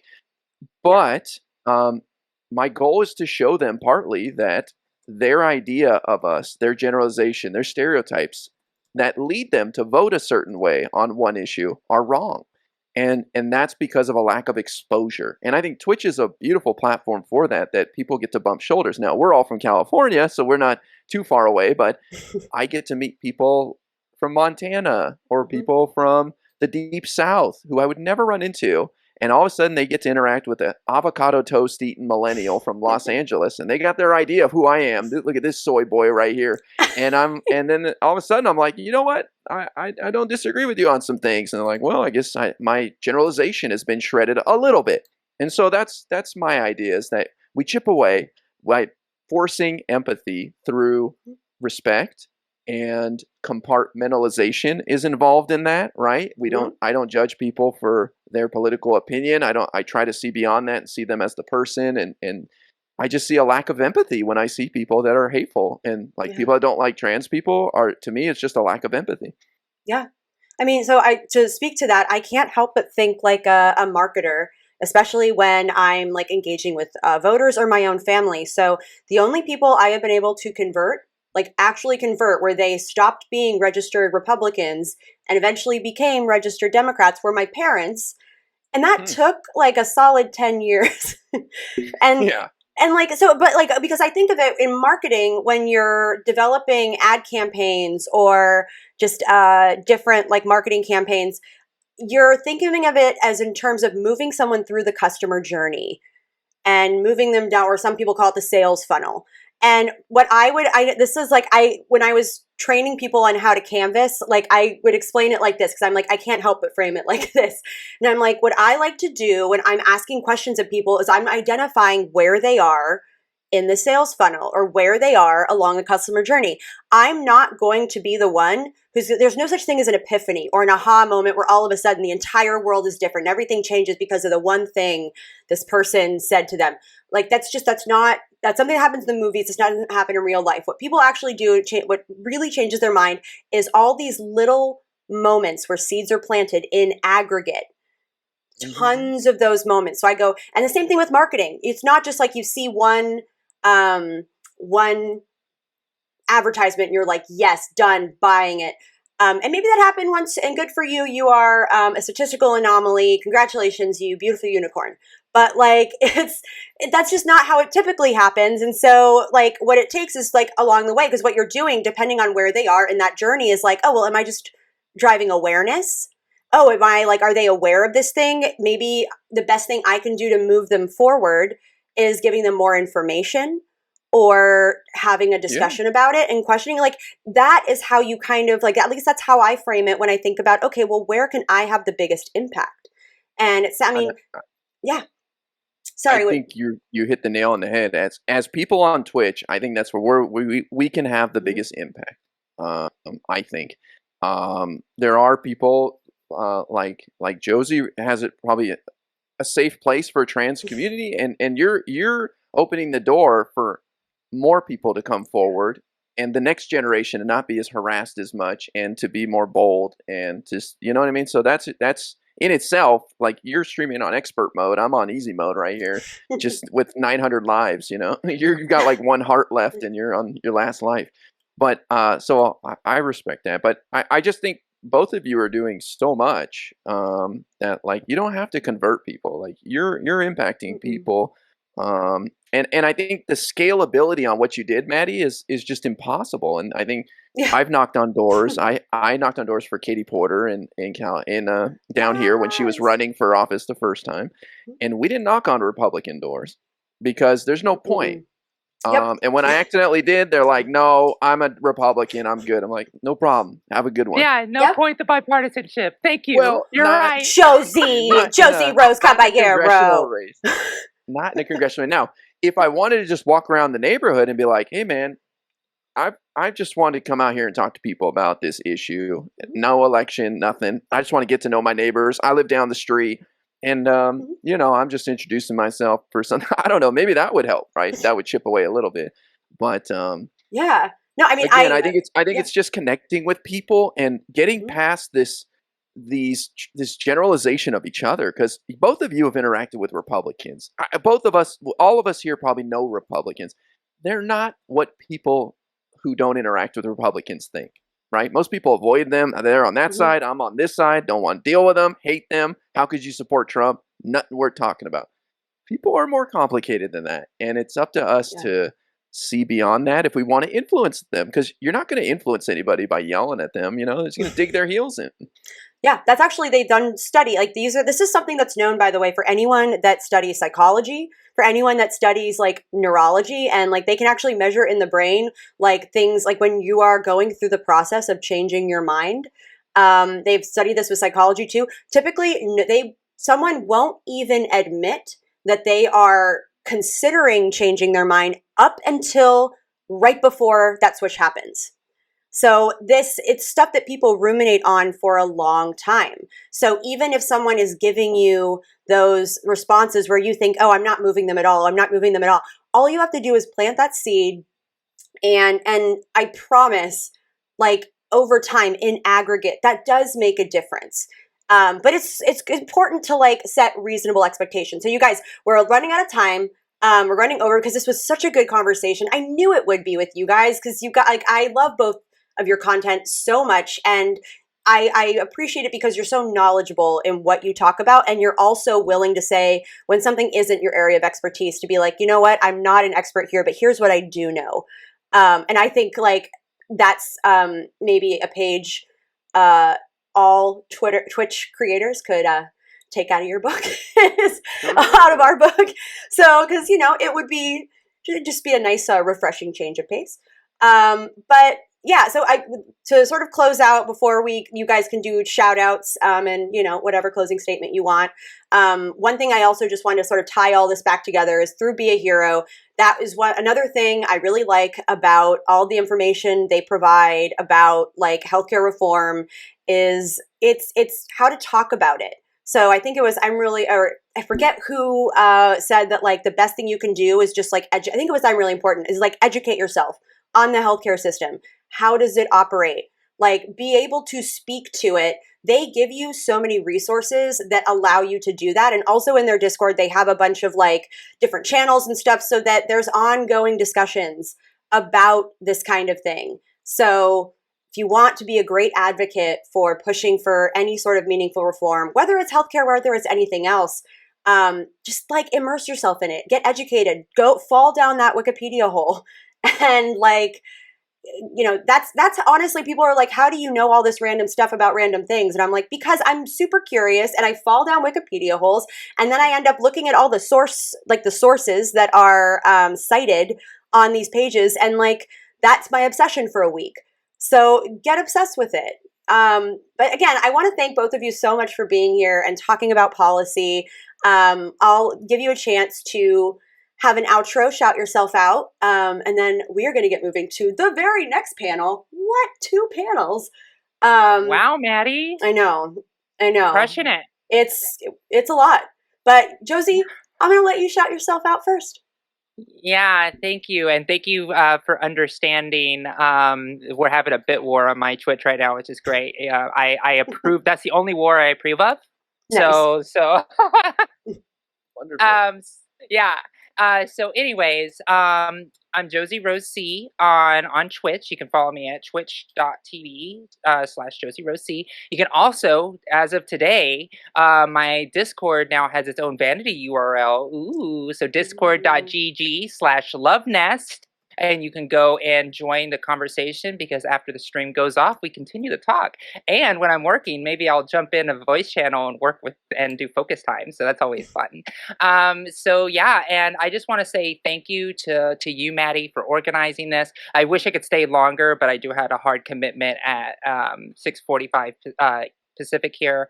And also, thank you. I am really important as well. I look forward to seeing your content. I'm gonna follow you because one of the things that I did recently on my stream is we actually went through the entire hearing for the Equality Act that the Senate did through C-SPAN, which I think was very helpful because we were able to hear a lot of the arguments that the representatives were saying and just seeing how transphobic and factless they actually are, which was pretty interesting and really got to teach a lot of people who were the real bad actors working in Congress. So I really appreciate that level of content. I might have to steal a day from you and do that myself and do the same thing. I think that's good content. So I appreciate you doing that and discussing this really complicated, granular level of work. So no, I really enjoyed our conversation. Sorry if I get a little spicy, but I love a little bit of clash. But no, I really appreciated the conversation. Awesome. I'm really important. Yeah, I Your will outro. echo those sentiments. It was a lot of fun. It's always great when you can chat with people who are passionate about this stuff, but also spend time offline looking into it and researching it. And And I thought this was a great conversation. I love the pushback because I learned a lot, and the only way you do that is if somebody kind of pushes you out of your comfort zone. So it's been great. I'll say, in general, I support Medicare for all. My path to there is a little longer than most people would want. Even Bernie Sanders on the campaign trail advocated for 4 years of a transition of 4 years. I don't think a lot of people understood that. They were like, we're going to get Medicare for all as the day Bernie wins. Like, you're going to run into some barriers. He probably would have got it in like 8 years if he even could. So Yeah. I see it happening in my lifetime. I'm 41 years old, believe it or not. So I've got another 40 years. So Okay, we're gonna have to do another segment with your skincare routine. But go on, continue. Don't go outside ever. That's my skincare routine.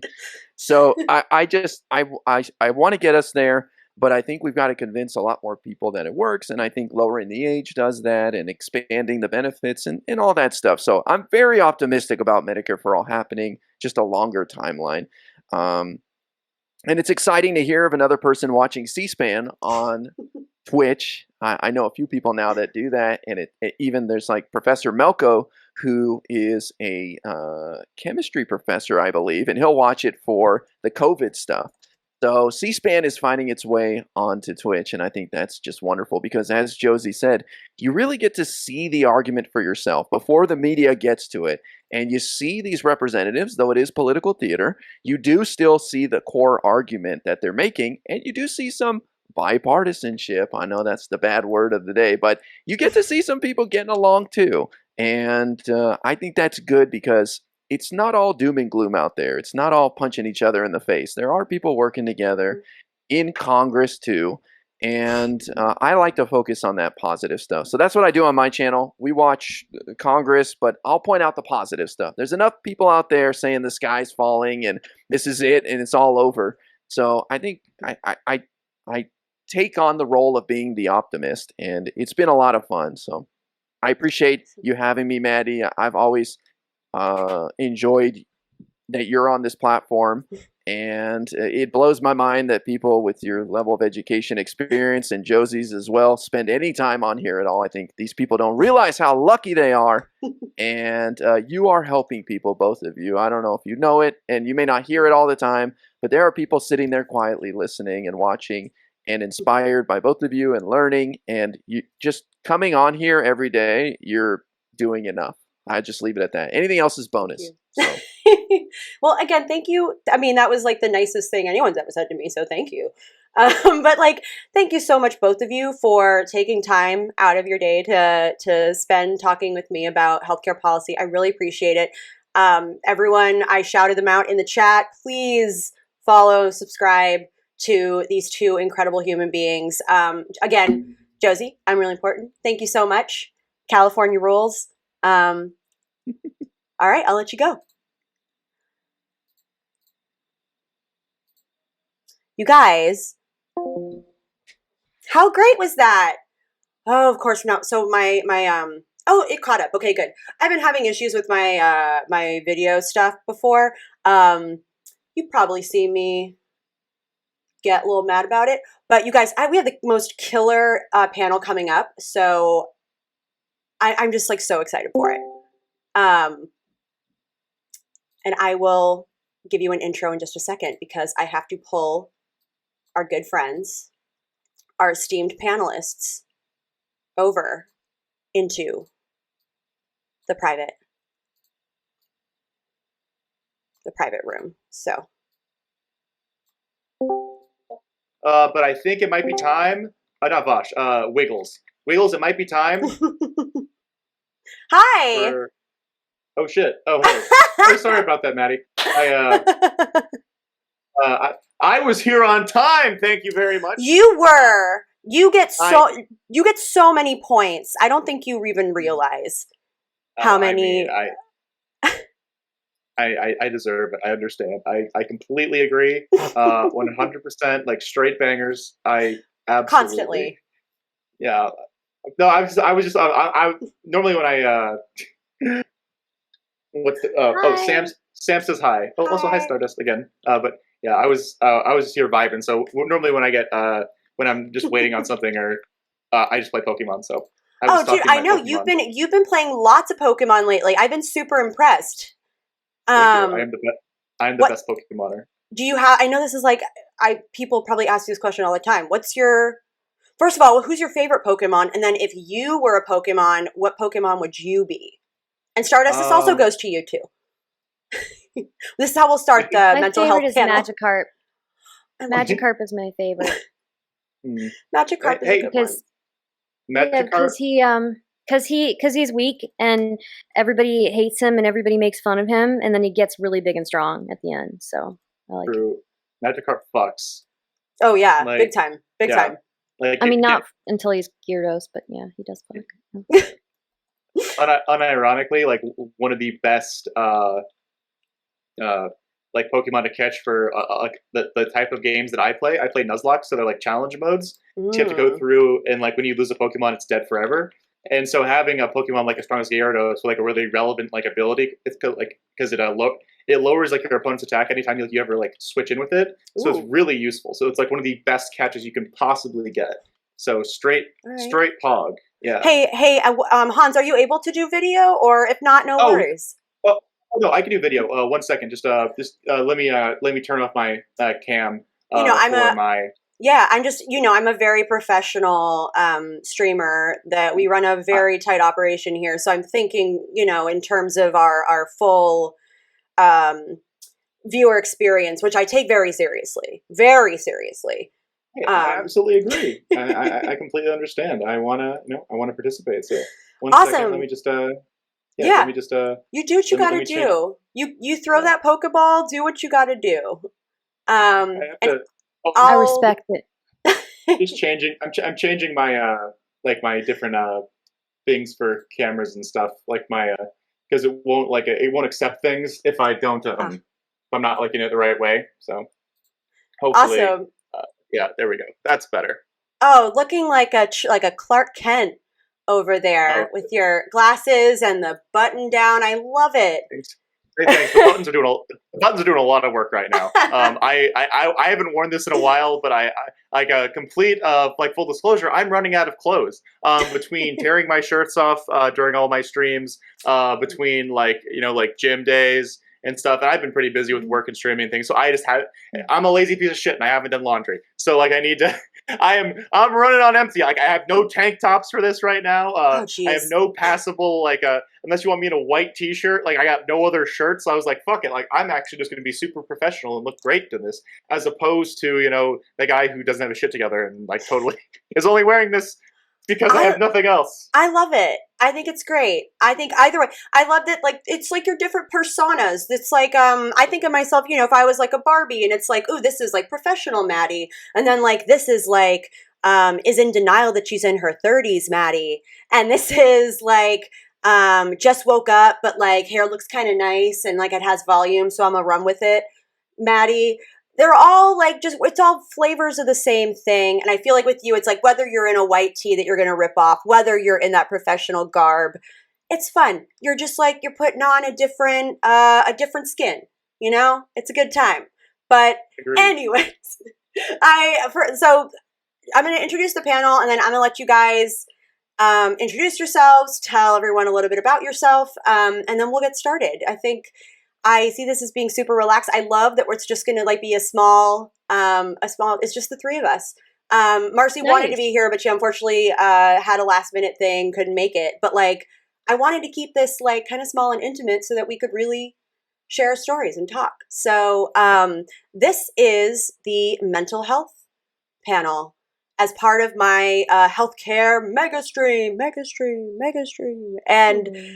yeah, and I'm partnering with an organization called Be a Hero, who are an organization founded by activist organizer named Adi Barkan, who has ALS and is literally fighting for his life to push for healthcare reform in the hopes that a future with Medicare for all is possible. And as part of that, to sort of highlight the work they're doing, they also have a Discord which people can join if they want to learn how to like advocate for healthcare reform, get involved. One area of healthcare that I think is often treated as just supplemental or like a nice to have, an extra, is mental health care. in a lot of insurance plans, even, I mean, I have a great insurance plan. We get it through my fiance's work, but like the actual insurance company that issues our plan, they don't even manage the mental health care portion of it. They outsource that to like a third party company. So like this is just an area that I think often is overlooked, or it's seen as not as important as any sort of, like, whether it's an oncologist, whether it's a cardiologist, whether it's just your primary care physician. It kind of has like a stigma attached and is seen as less than. And I that's why I wanted to highlight it here today, for us to talk about. Maybe like it could be our own. I'll pose some more questions, but just to set the stage of what we're going to talk about, and why I thought this was so important to highlight. So I'll have you guys introduce yourselves and do your typical like, hey, here I am. Here's what I'm all about. Here's where you can find me. Also, maybe talk about like, why for you, whether it's in your experience, whether it's with someone, a loved one or friend, whatever, like, why is mental health care important to you, and what place does mental health care have in like, what role does it play in your life? Whether that, and mental health care also includes, by the way, like self-care, like meditation, whatever. It's everything. I view it as holistic. So Hans, I'll start with you. Introduce yourself, and what does mental health care mean to you? Why is it important? Yeah. So hey everyone, I'm Hans Fakir. I'm just like a lefty streamer. I play video games and I do deep dives in research and stuff, and I host panels every now and then. For me, healthcare, all care is healthcare, and like in particular, like in regards to mental care, I am not diagnosed with any mental disorders or anything like that. But I have family members that are. Depression is genetic in my family. So I have several close family members that like struggle with that, and they deal with that like by medication and by therapy, and that's really important. And then also, I've been very lucky in my life to have had access to therapy, even though, like, say, I'm not diagnosed with anything.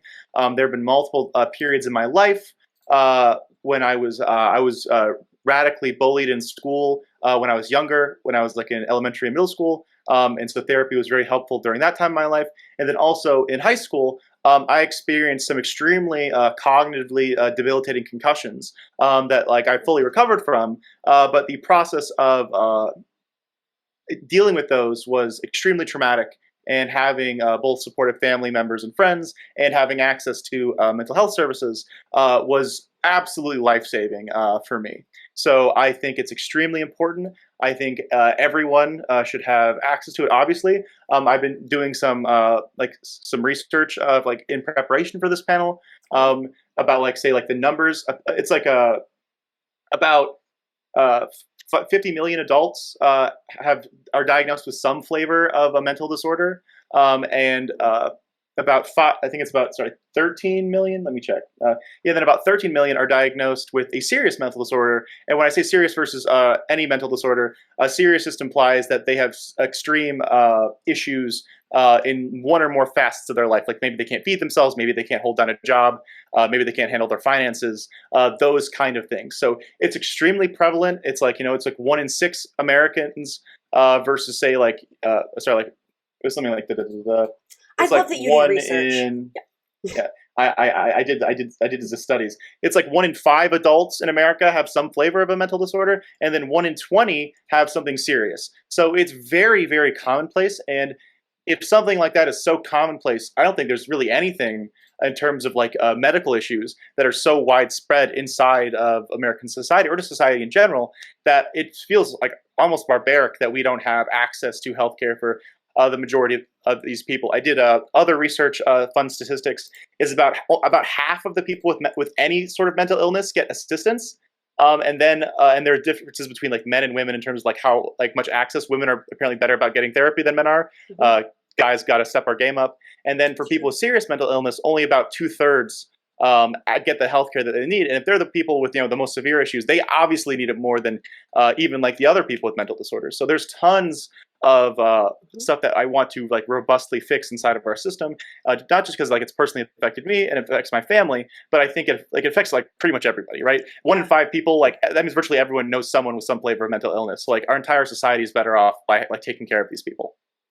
True. Oh, like I can't advocate enough for encouraging people, like regardless of whether or not you have a formal diagnosis, things like therapy can help. Just if you're going through a really difficult time, I go to therapy even when I'm like on an even keel and things are fine, because it's nice to just check in. But again, I also have the resources that makes it possible for me to do that. Whereas that just isn't something that's accessible everywhere. And so that's also why, it's so important for us, if we're going to push for just like healthcare reform in general, we can't let mental health care be left out of that conversation. So Stardust, would love for you to introduce yourself and talk about, what mental health care, whether it's had an impact in your life, or just why is this important to you? Yeah. So, I am Stardust. I stream, and generally the take that I take with everything political or anything going on in society is that I feel like we should be focusing on things from a public health perspective first, as well as an environmental perspective. And I think a lot of issues in society would be fixed if we had been taking that approach from the start. As far as mental illness, I personally, I only have anxiety, luckily, but my family is plagued with mental illness on both sides. My dad, growing up, was BPD, really, really bad case. Never was Once he spiraled out of control, he never got back into control. And then I have two severely ill people on my mom's side who will never be functioning members of society. They lived with us for probably like the past 11 years. We just recently, like a couple of months ago, got them moved out. But there's a lot of lived experience. I can't say I did as much research as Hans, but Hans came over prepared. It's cool. Yeah. Yeah, I can just give you the caregiver perspective. I can give you what it's like to live with somebody like that. Some of it's funny, like person with OCD can be funny sometimes when they're not aggravating, when they're not, literally driving up the water bill. Person with paranoid schizophrenia has a blow up every once in a while, so have to be on edge for that. Yeah. So I mean, just growing up with a dad like that, we were never really like, we never felt like safe around him. I think, and we didn't really know why. But things just kept getting worse and worse, and so yeah. It's important. And the thing is, also, I guess I forgot to mention this. Typically within certain cultures, mental illness is more stigmatized than others, right? Luckily, again, I'm in a medical family, but it was still stigmatized. It was still stigmatized in American society and still is for decades.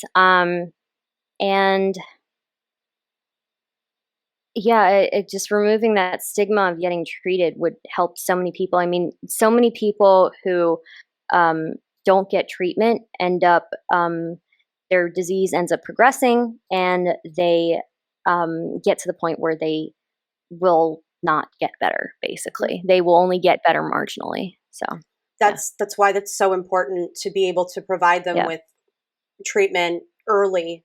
I'll thank you, Stardust, and I'll also thank you, both of you, by the way, for being so open, because I realize that discussing these kinds of things can be emotionally taxing, because these are things like I know it sounds cliche. It's hard talking about our feelings. It's hard being vulnerable. So just like before we even dive into this stuff, I really appreciate both of you for being willing to be vulnerable and come on here and talk about that stuff. So for me personally, I mean, I've been diagnosed with I have anxiety and depression. That has been since I was a teenager. Also ADHD. So there's plenty going on, and I've been, in therapy. I take medication, but there's also a tons of holistic things that, like, from recommendations from my therapist, from my doctor, have helped. Just like lifestyle changes that have helped me sort of manage any of those symptoms. And I was lucky that I had access to good health care. Stardust, I too have someone in my family, my immediate family, who is bipolar type 1. So I've seen both the need for comprehensive mental health care, but also I've seen how well someone can thrive when they are given that care and when they are just given the resources they need. Because even when you get the care you need for mental health, it doesn't mean everything's going to be easy. Like, he still struggles. Yeah. Like, it's still Yeah. really hard. And, there's always the risk. Like, he luckily too is very self-aware. And so, but it's tough because he'll be in a Super situation. important. Yeah. Oh, it's incredibly, I would say So almost important. Yeah. I would say almost, and like we've talked about this with him, and he kind of laughs. I'm like, you're almost a little too self-aware, because you'll like be getting excited about something, and you're like, oh no, is this a mania thing? Oh gosh, I need to think about this. And I'm like, just be happy, just enjoy it. But I also have not been in those shoes, right? So it's like that's speaking to my own naivete of the condition, but it makes me, like, seeing someone like that, and then also seeing friends and family who maybe don't have the same resources struggle. It just drives home how necessary this kind of care is, and it should be viewed as something that was just as necessary as, like, an annual checkup or getting vaccines. Like, just having access to, or having, like, insurance cover things like therapy, like I mean, most psychiatry stuff is covered, but like that also depends on the healthcare plan. So The accessibility can be really sparse with the psychiatry that is covered under a lot of health plans. It's generally very sparse. It's hard to get an appointment for people who have those. So. Yeah. So I want to talk to, because I think you both actually touched on a few things that I really find interesting. So Hans, you talked about how, like, for seeking help in terms of therapy or just seeking mental health care help in general, women tend to be a little bit more open to seeking help than men. And Stardust, you talked about how there's a cultural thing where in certain cultures, there's more of a stigma associated where you are less likely to seek help. I want to talk about sort of maybe why there's that hesitation, why that exists, because I want to talk about those sort of like self-imposed barriers to seeking help, and then also explore like some just structural reasons for why people don't seek help, and think about ways we can sort of overcome them or improve them. So we'll start with the gender divide, and I'll toss this up to all of us. Why do you think that exists? So I know that women seek out healthcare more often than men do. Mm-hmm. And it's not just in the case of mental health. It's in the case of physical health as well. Women are more likely, they go to the doctor more often. They do preventative measures. This even plays like kind of a social role because men tend to visit the doctor more when they have a partner. I didn't know that. Wow. With heterosexual relationships, obviously. So if it's two dudes, they're gone. Well, no, I don't know. I don't know the statistics. I'm gonna go to the doctor, bro. Are you going to the doctor? Like, no, man, we don't need I don't know the statistics around that, but I know that is with heterosexual partners, men tend to go to the doctor more when they have a female partner in their lives. And I'm not sure what exactly plays into that. I think maybe partly just because there's the necessity for women, especially when they get pregnant. Also, women tend to fall into the caretaker role more often than men do. And I think probably part of that plays into it as well. As far as like therapy goes, I've heard a couple of different theories. I don't know. I can't say it like I'm not a professional, but I was speaking to somebody who Oh, said, we're none of us are generally, professionals. Don't worry. Please, none of this is doctoral advice, please. Yeah, Like, I wouldn't worry so about I was that. speaking to one therapist, and she said there is like kind of a theory that men tend to socialize differently than women do. Women kind of socialize like face to face, whereas men kind of socialize like side to side. And therapy, a lot of therapy is this face to face kind of interaction, and that's kind of like how it works. So there are authors who have written books on therapy for males specifically, but I can't say I know a whole lot about it. So That's yeah. interesting. No, but Hans, what do you think? Because I know you cited those statistics up front. You came like you did the homework and the extra reading and the yes. like primary source like deep dive. So I mean, as a guy who has like been to therapy, has like sought treatment, and has obviously like hopefully reaped benefits from it. Why do you think there's such a strong divide? I guess there's a lot of things like ways you can break this down. So like Mhm. so like bringing it up like specifically the numbers stuff. Women in general seem to have more reported mental illness than men. Not knocking ladies. It's like 6% of the female population in the United States versus like 4% of the male population. But even among those of like people with serious mental illness, about 70% of women and only 56% percent of dudes actually seek or like get treatment for like serious mental illness.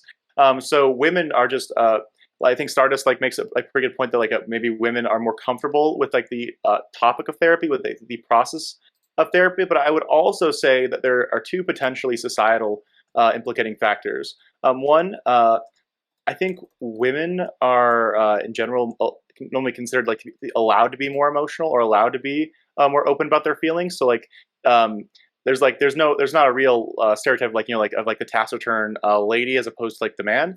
And also I feel like women having and this is like also like there's massive negative side effects as well.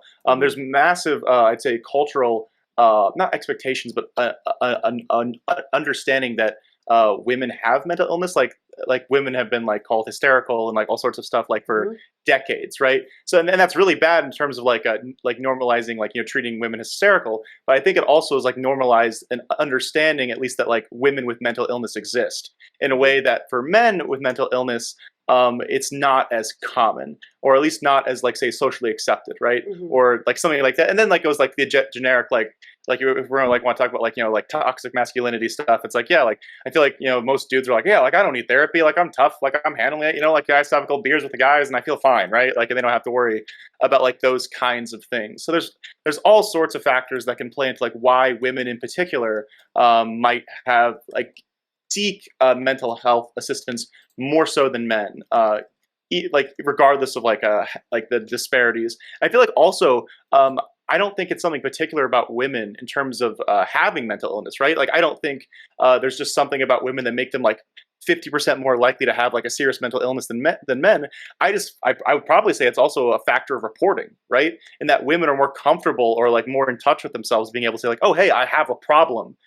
And that's like, and I want to get diagnosed, right? As opposed to a dude, like maybe he'll sit on it. Maybe like, oh, like he'll just drink his problems away. He'll just like hang out with the guys. Like it's not the same sort of expectation. So I can totally understand why men both report less and then men also just like get less assistance in that regard. Yeah, and I want to make a quick note because Samantha Banana hopped in on chat. Hi, Samantha, good to see you. And sort of talking about how, like, well, if we talk about like any sort of like gendered socialization, just to be careful, because oftentimes, I guess, TERFs, or these are those trans exclusionary radical feminists, or people that essentially are like trans women aren't real women, one of their like lines of logic that they often take is that, oh, well, trans women can't be women because they lack the experience of growing up without being socialized as real women. So I just want to make sure that like we draw the distinction where like when we are talking about like how they're socialized, we're saying that there's the potential that it could have an impact on Right. how they view treatment. I think, well, in my sort of take on it, no, I just wanted to like speak to it because I think I agree with you largely. But like totally fair. I just want to say like all TERFs, fuck off, like trans women. Like I'm pretty sure the survey includes like trans women like as women like for like the purposes yes, of this. So like I don't think like that's a particularly just I just wanted to speak to it.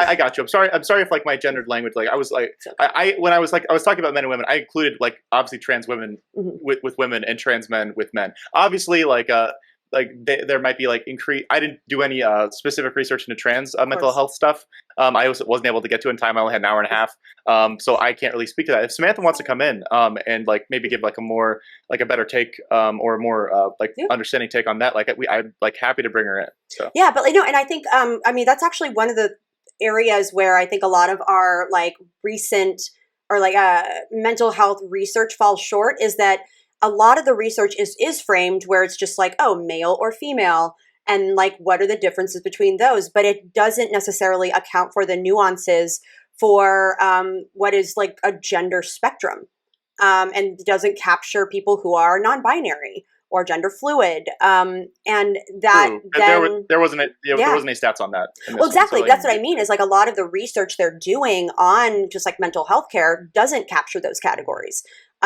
which obviously I would think leaves out a pretty significant chunk of the story of like, well, so yeah, it's really interesting. Oh, Samantha, she says, I didn't mean to derail the panel. I'm sorry. No, it's all good, Samantha.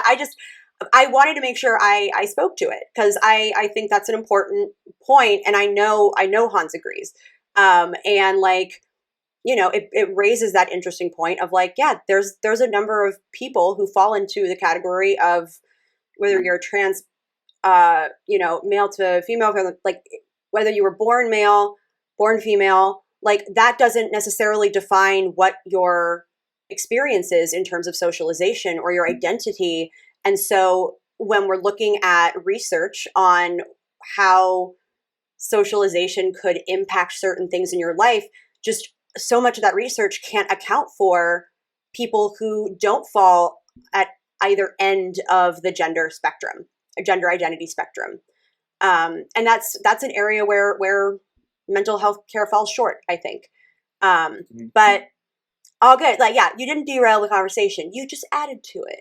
That's the great thing about this conversation. So I wanted to pivot to talk about like Stardust. You mentioned as a caretaker. I bet you like if you sounds like you and your family are caretakers for people who are dealing with mental illness.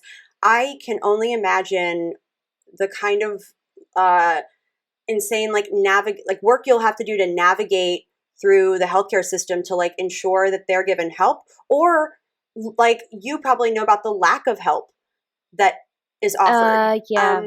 What could you just talk a little bit about your experience there? Yeah, so I'm lucky in that I am in a medical family. We have resources. But if we did not have the backgrounds that we do, I don't see how we would have gotten those people help. A lot of the stuff that we do is out of pocket for various reasons.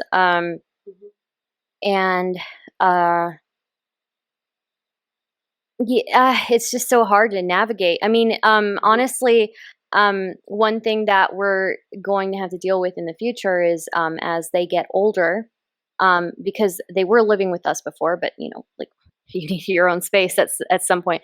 As they get older, they will need somebody to check in on them regularly, and we still, also check in like once every 1 to 2 weeks, with them, make sure that everything's okay. But as they get older, there's definitely going to be a need for that. So that's probably something that we're going to have to navigate in the future.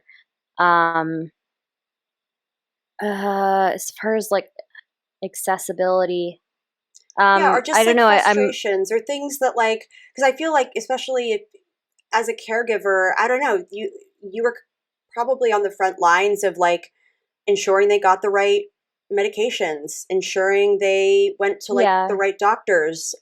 yeah. So part of that, I mean, one of them we couldn't really even get them help for a Mm, while until there was an episode, mm, and then um, like to not, I don't know, there was an episode, and that kind of enabled us to give them care. yeah, Um, sometimes you the need other that. one, yeah, unfortunately, Unfortunately, right, right, yeah, I would yeah. say probably one thing I would say is that there is a lot of burnout. Whether Mm, you are doing the caregiving from a professional uh, place or you're doing it as a family member, there's a lot of burnout. And there probably should be more systems in place to alleviate some of that burnout. So totally. I'm lucky I have other family members. I'm lucky that we're relatively privileged, Hmm. and we have the resources to take care of these people. Yeah, So I hear yeah, you. I not in my family, but a close friend of mine, her brother is BPD, but like a much more extreme case than my particular family member, and unfortunately, like also resistant to treatment. And I know at least with her struggle, a lot of what that struggle is they're like the unfortunate reality is we had to wait until an episode happened before yes, we could hmm actually like get them, and hospitalized, but also get them on like the right treatment plan and get them yeah. in a state of mind where like they understand why this is important. Because it's a lot of Or times even it's if they don't understand, they are court just mandated to, right, right? right. Yeah. So Like they're required by so that they're safe. law, Yeah. right? Yeah. Just to keep them safe. Because at the end of the day, it's like that's, I mean, with my family member, that really is what I care about the most, especially when if they're going through an episode or like you can kind of, I mean, when you are close enough with that person, you can tell when they're kind of on their way there, when they're like starting to sort of become more manic. Mhm. And that's really that was always my primary concern, was just like, I just need to make sure they're safe um, at the end of the day. And it's scary, especially like, I mean, even when we have every available advantage, often just like finding the right treatment or finding something that's like within our insurance plan or like when, if we have to pay out of pocket, it's a nightmare trying to navigate. Yeah. And it's not like regular healthcare where you go on the site and you're like, okay, I'll find a provider for this. It's like not, it's like Yeah. doesn't always work like that. It's Yeah. really frustrating. Mm. Yeah, I mean, so I mean that's one side of it. I didn't realize that you were a caregiver, and I think that's such a unique and like powerful role to be able to speak to in terms of your experience, and also just the need for better services. So like, what other services would have been helpful, do you think? Or like if you could have been given additional aid, whether it's in the form of like professional caregivers or better Yeah. facilities or just better information, like what would have made your life easier as a caregiver? Mm, I think it probably, I mean, I know some states and counties have people you can get to check in on people. Mm, And that sounds really nice. That would have been nice. Just the ability of you know, um, like a social worker maybe, I or like a mean, welfare yeah, check? kind of. Yeah. It's different from a welfare check. It's different from Mm, I think it's a little bit different. They have like like their own version of people who come in and they check in. It's just for people who are at who are like who need it. mhm, Um, I think another thing probably would be like affordable medication. mm, Probably people who don't have insurance. facilities that they can go to where they can get affordable treatment, things like that. So, yeah. Yeah, that's really helpful. Hans, did you want to weigh in at all on just like anything you've heard? Oh yes. So sorry for my like aggressive reaction. I wasn't anything like either of you said. I just lost my Diglett. But particularly, I have family members who do like primary care, and it is extremely stressful. It's extremely like depending on like how many like people are around or like where you're living at. Like I have a family member who actually had to stop working for a bit to take care of a loved one. And that is extremely common. In the same way that a lot of people say, like, my mom had to start working from home to take care of my grandmother after my grandfather passed away. And that was extremely like important. It was great that she could work from home and her job like allowed that flexibility. But a lot of jobs don't do that. And also in the case of like say mental health care compared to say like physical care, depending on like how strenuous it is, it might take more time or more energy that you can't like work at the same time. And I had someone in my chat, Sam, if you're still there, buddy, hop on. He actually, he briefly read me through like different accesses in terms of federal and state mental health care, at least in the States. So if we want like a more detailed walkthrough of that, like he's used those services. So I think he could help us out with that if he's around. Yeah. Sam, where you at, buddy? Is it Sam the human?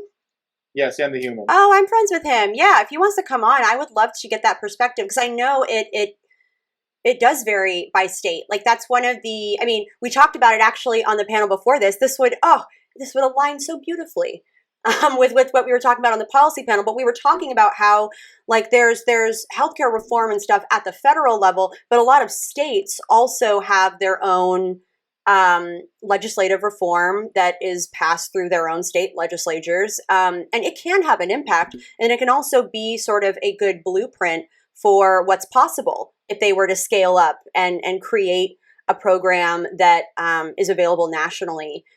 Because there are states that do a better job than others at taking this stuff seriously.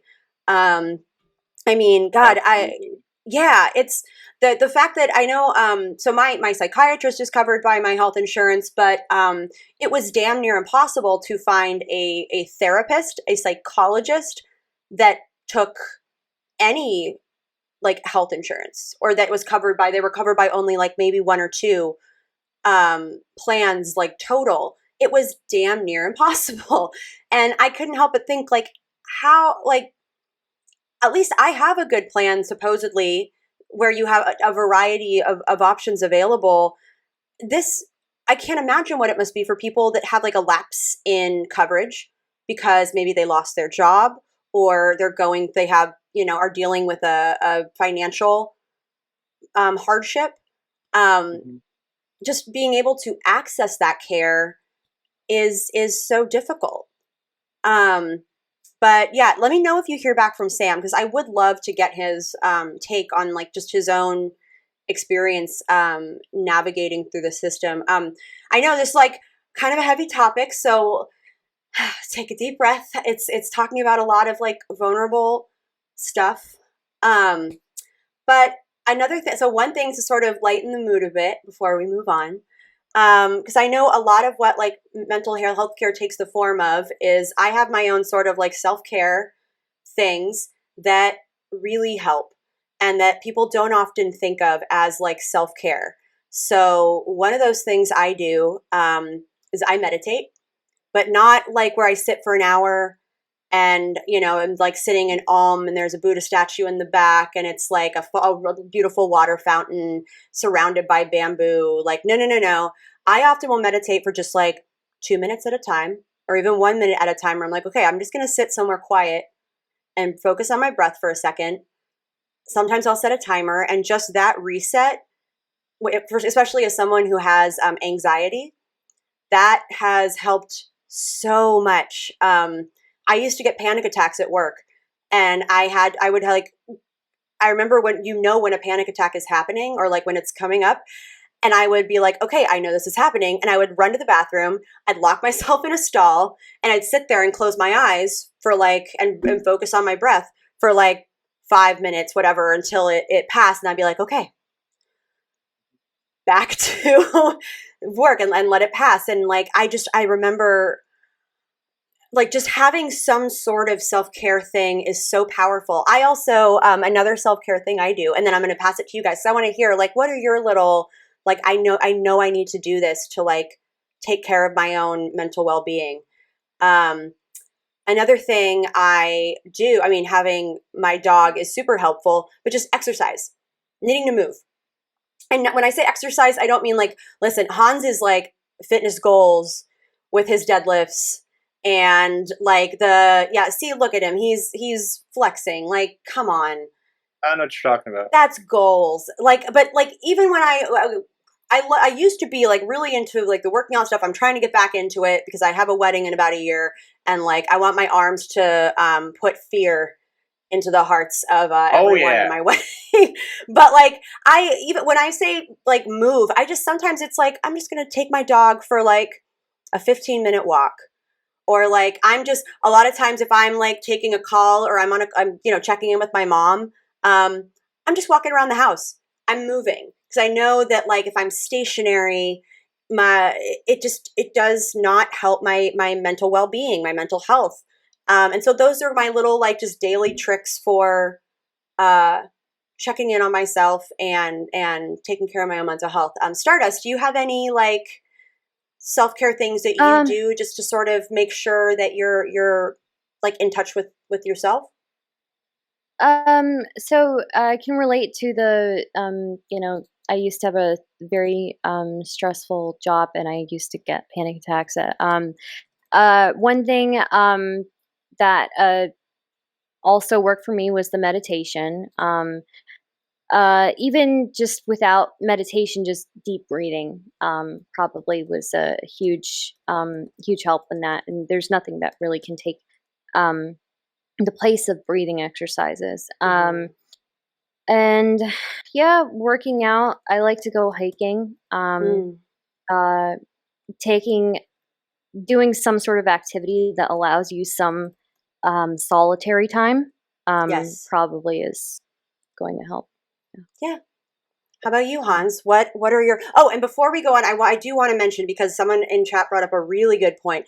They say the risk of promoting self-care and those sort of things is that it can be co-opted by health influencers as a replacement for actual therapy rather than a complement to it.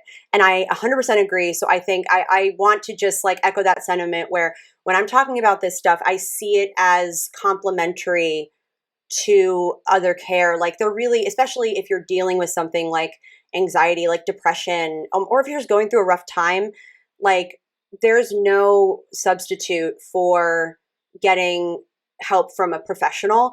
But things like self-care, things like watching what you like your diet, things like just like having some sort of exercise routine, like these are all things that holistically contribute to your mental well-being. Just like with physical health, I'm sure like we've all seen those like snake oil salesmen saying, here's how you fix these like physical ailments.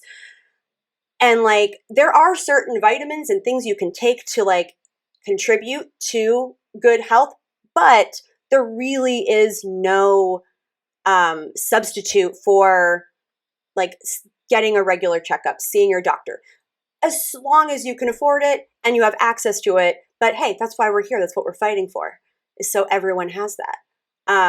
So I just wanted to, like, before tossing it to Hans, I wanted to make sure that we are framing this well, that these should be viewed as like complementary to. This isn't going to, like, if you are experiencing anxiety or chronic depression, whatever, like I can't tell you how many times when I was in a depressive state, when I was dealing with like really deep depression, how much it drove me crazy when people were like, oh, just have a vitamin, it makes me feel better. Or they're like, oh, have you tried jogging?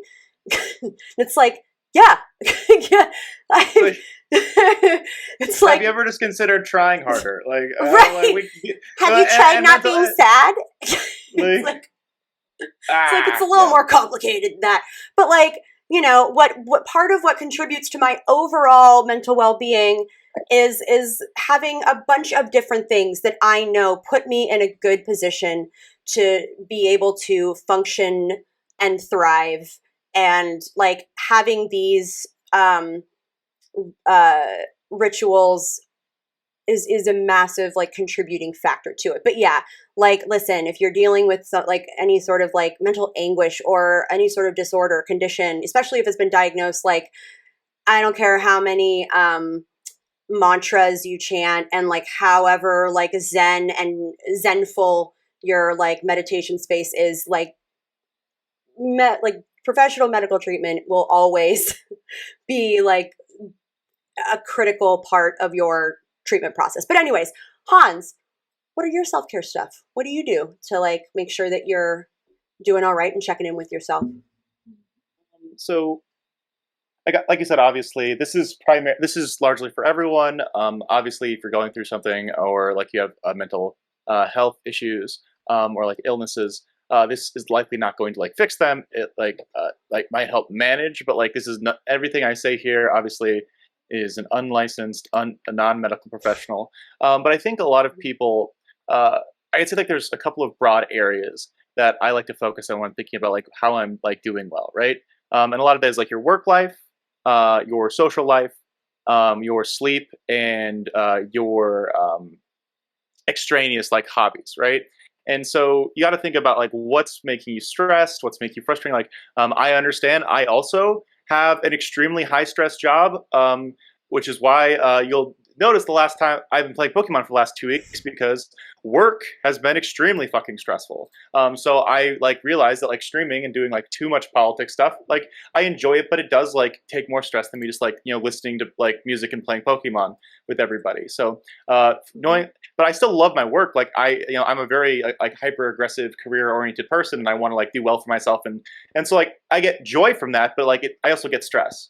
But then say in the case of like social stuff, surrounding yourself with people who both take an interest and care about your mental health, because people like checking on you like, oh, like, are you going to therapy? If you need to go to therapy, are you taking your meds?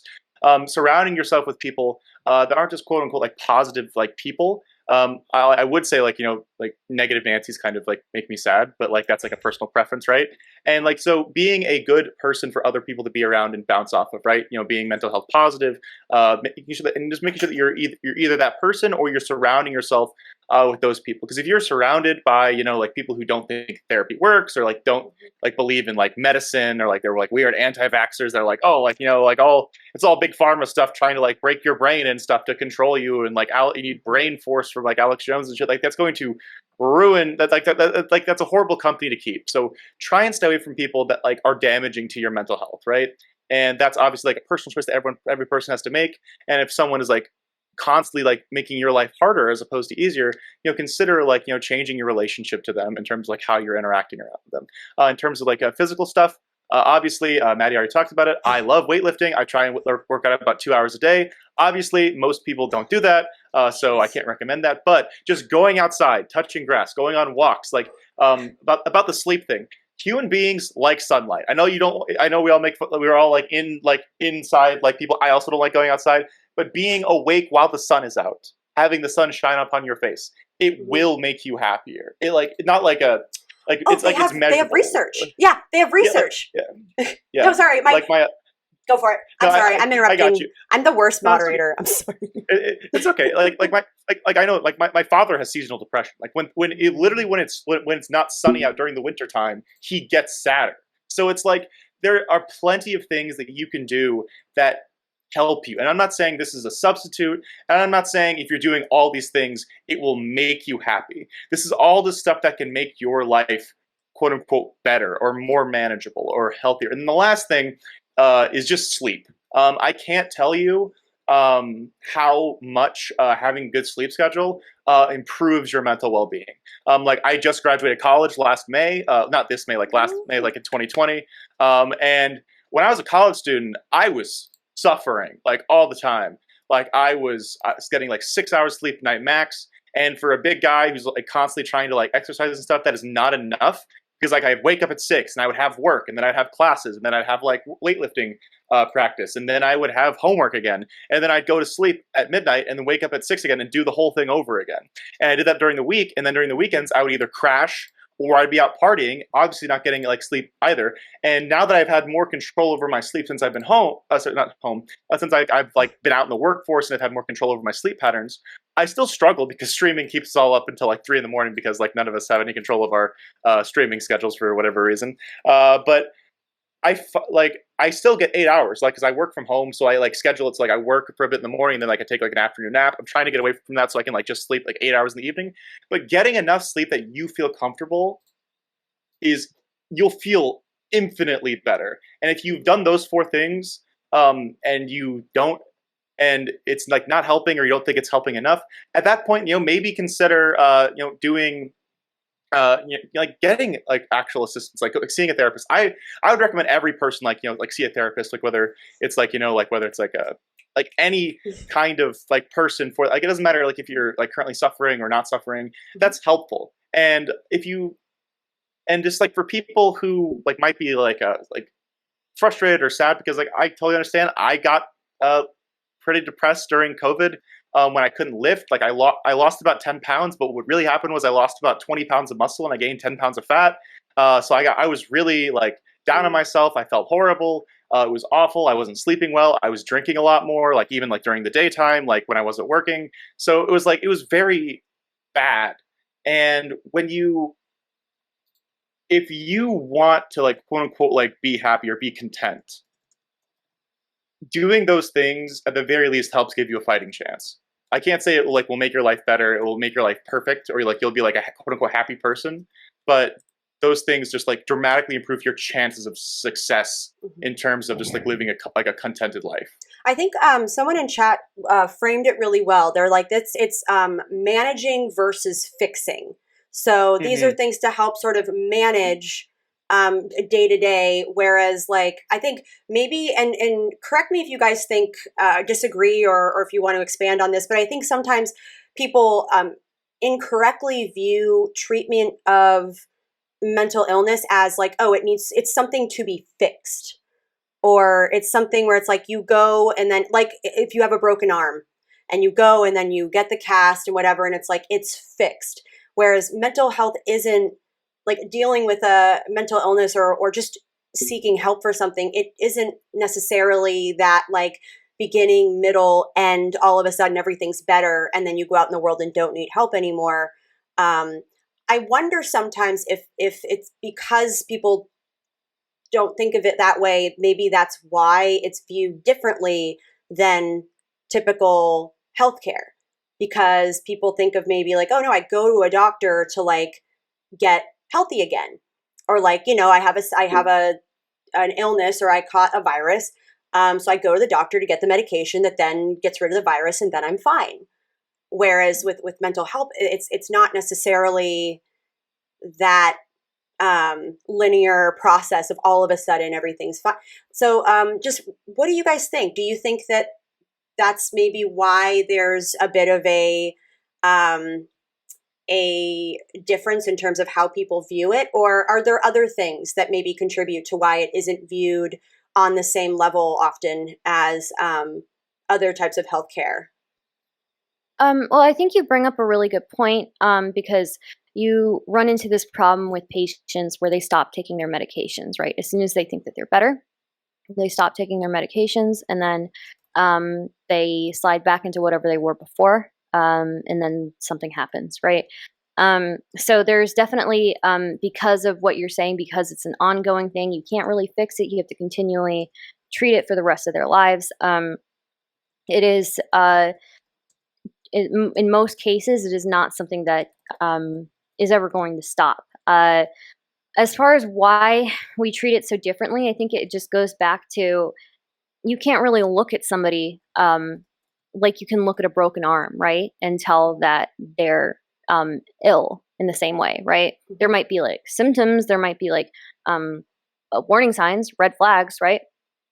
If they stop taking care of themselves, if they are distant from family, things like that, right?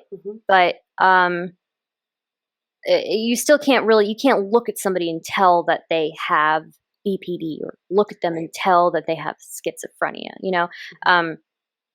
it's so different from these physical illnesses, because at least with physical illnesses you can look at somebody and see it. And yeah, I think it just comes down to that, when why we treat these things so differently. And you can't, it's not like you can look inside somebody's head either, right? So yeah. So it's So like there's actually Hans, go for it. so there's actually a couple of interesting theories on this. So like part of the research was about like where the source of these problems come from and how people in society respond based on where they think mental illness comes from. So like if you get them past the point where they think it's real, right?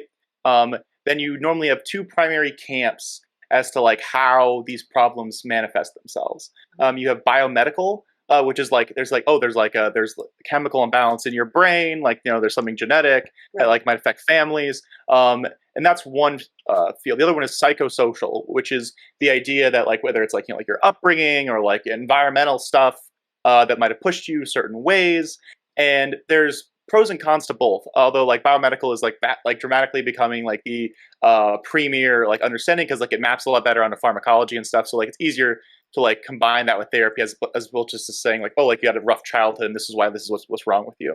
And so depending on how you see it, there are advantages and disadvantages to like looking at through a biomedical lens. One, it makes people it doesn't make people like take it more seriously in terms of like recognizing problems. But there is also a noted increase, even among patients, of them like thinking therapy works less, because if they're like, oh, if it's just my brain is broken and they can give me a magic pill that will make my brain less broken, I don't need therapy anymore. Just give me pill. Even though that most studies have shown that like a combination of pharmacology and therapy works so much better than just like one or the other. So there's like some issues with that. It also issues in terms of perception of people of like with mental illness.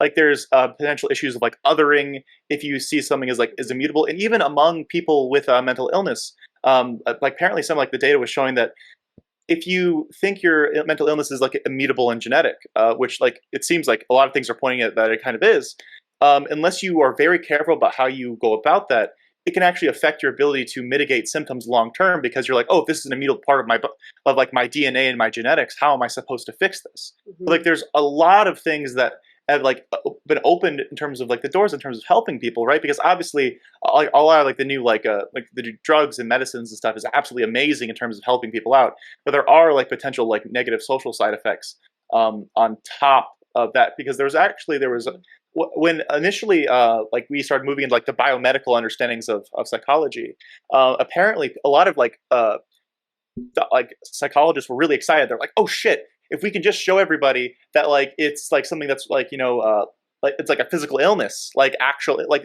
say not actually like other physical illnesses, like if it's like something like cancer, right, that's genetic or something like that, then maybe people will take it more seriously. And people think it's real now, but it didn't actually affect a lot of negative viewpoints of people with mental illness, which is absolutely boggling, because you think like, oh hey, it's like shit, it's like cancer. Like, are you gonna get mad at someone for having cancer? And they're like, right. And most people would say no, but apparently even if they know this, people will still look at someone with mental illness and say like it's still a problem, right? And it's very, very frustrating, like in terms of like solving. Giving people like the help they need, and I find that absolutely boggling, because a lot of there was actually there's actually a debate inside the the psychologist community about how you treat or how you define different mental illnesses, because people respond differently. Apparently, like people like some people like some illnesses, like on average, like people will have worse responses if they're told like it's genetic versus like it's like a psychosocial thing. And so it's like there's tons of like conversations happening among doctors that make it even more complicated, even past just like getting regular people to fucking like not hate people with mental illness, like, and it's very, very frustrating. So that's fascinating. I know, like, a few people in my chat were saying like moralizing pathology is a real problem. You're totally right, Hans, and I agree. And I think it's interesting that you brought up where if you're like you wouldn't get mad at someone for having cancer, or like if you're trying to frame it, whereas like I think for so many other illnesses or diseases, whatever, it's like you can take a test and the test says like you either have this or you don't. Or it's like, oh, well, we look for the presence of this one bacteria or this one, like we can find like, oh yes, the virus is present here, thus you have this. Or, oh, we've identified this cancer cell, like here is the tumor, here is where the cancer growth is, so therefore you have this thing. Potentially, like, because diagnosing mental illness and being able to pinpoint what people have so that they can get the treatment they need, whether that's medication or anything else, it's maybe a lot more opaque, at least to the outside viewer. It's not like you can just say, oh, the test said, yes, you have this thing, therefore you have it, like we see it on the chart. Or you can't just throw up an x-ray and say, look, see that thing? That is the tumor. You have this cancer. We just don't necessarily have that. Yeah, we don't have the equivalent on the mental health side. And potentially, I could imagine that is definitely a barrier to why maybe people view it differently, or where it's still stigmatized. But I'm really encouraged to hear that there's this discussion going on in the medical community. Also in terms of like just like being able to message diagnoses differently, or like I know, what was it? Bipolar disease used to be called something different, didn't it? Manic depressive. Manic depressive. Yeah. Yeah. And then there was like 2 types, I believe. Yeah. Yeah. And just thinking about how even if it's just messaging it differently so that it doesn't carry a stigma, or where it's not like you're giving someone like a death sentence, or where it's like, oh no, I'm not one of those. I'm not one of those. It's like, it's just like you're getting any other diagnosis where it's like, hey, you have tendinitis. And you're like, oh, okay, what's my treatment? Like, okay, well, what do I need to do to manage it or mitigate it, or be able to function with whatever this is, and just not have that same stigma, or feeling like it's their fault, or that they're. I mean, yeah.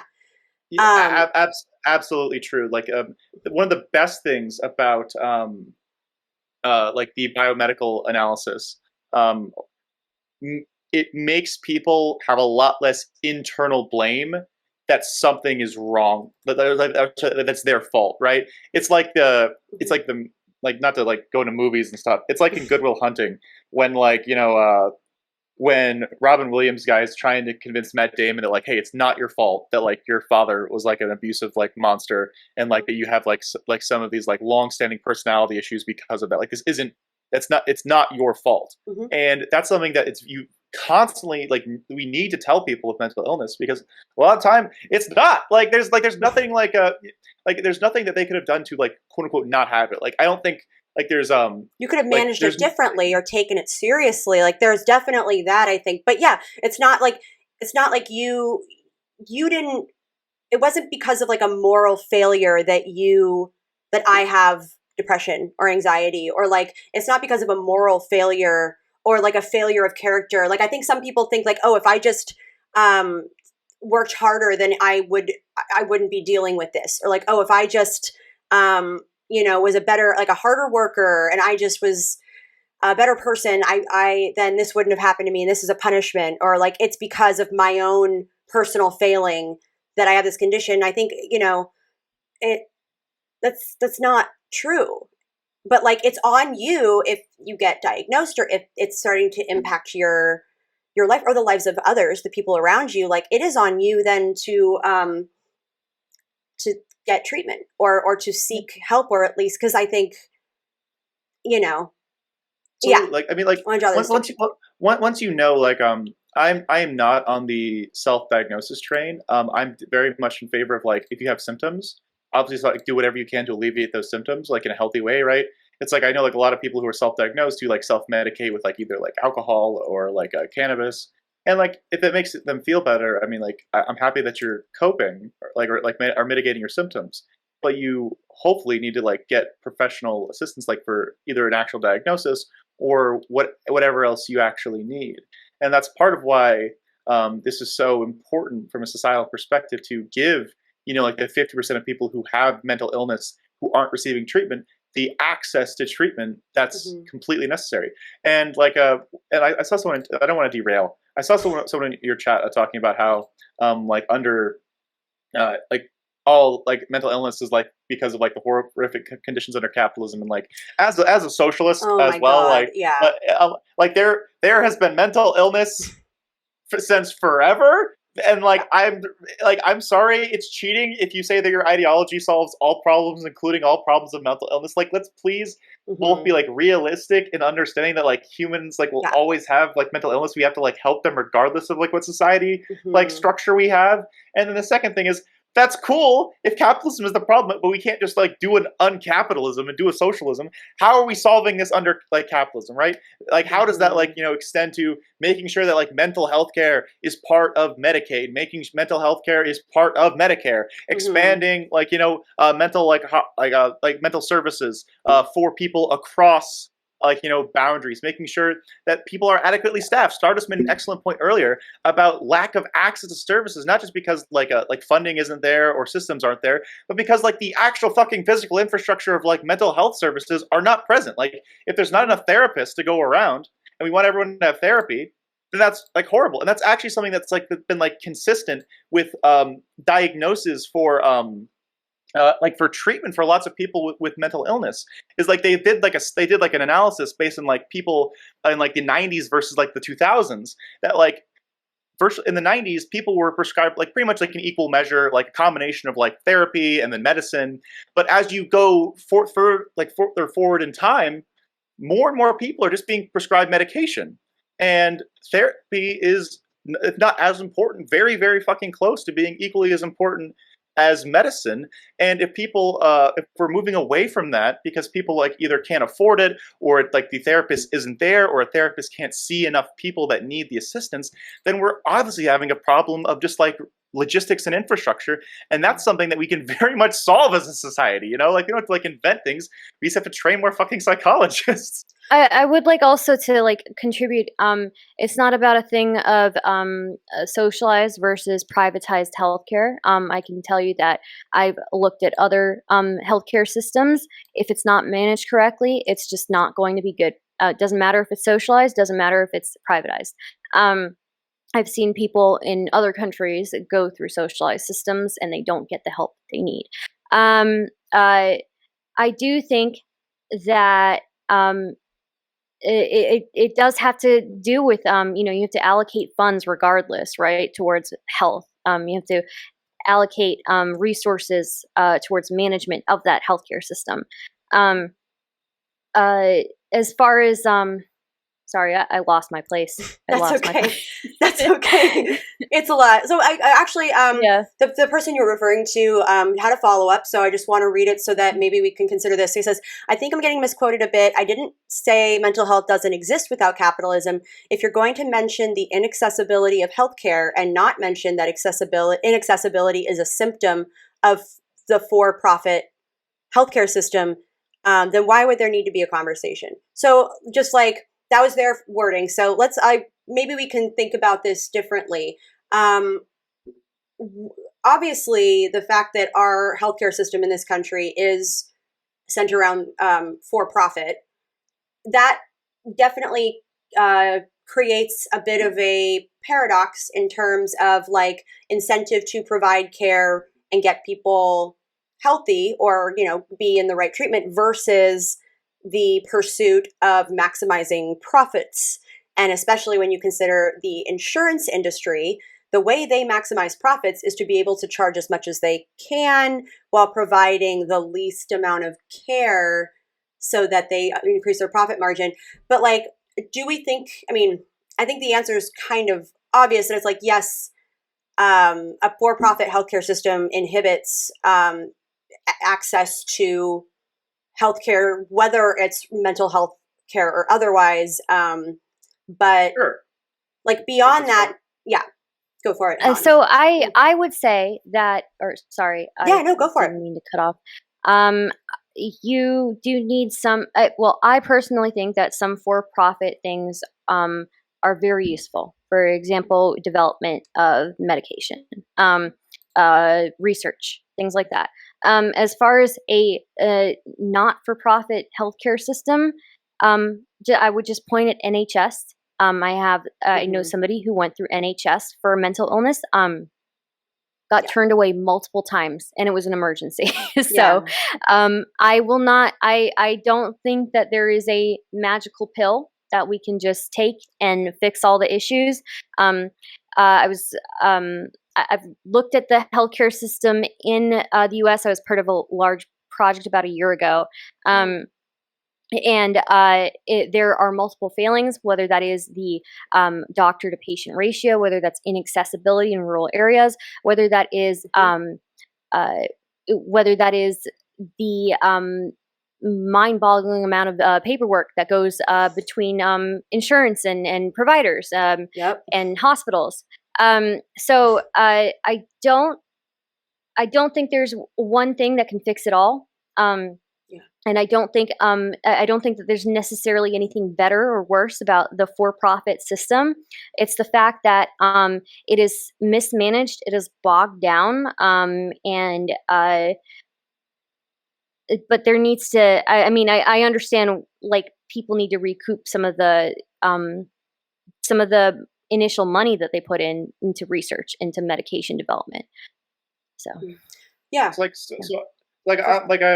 let's not argue about like private versus like public healthcare right now. I think I think like the thing is, regardless of how you like have it private, public, you're always going to ration care. You're always, if we have people who aren't getting the help they need, and there are people who don't get the help they need in public systems as well, then we just need to expand the infrastructure, regardless of like whether it's like public or private. Like, you could say there's probably potential issues in terms of like what I was talking about, like say issues with like not getting enough therapists compared to say just having like psychopharmacy, like throwing like pills at people.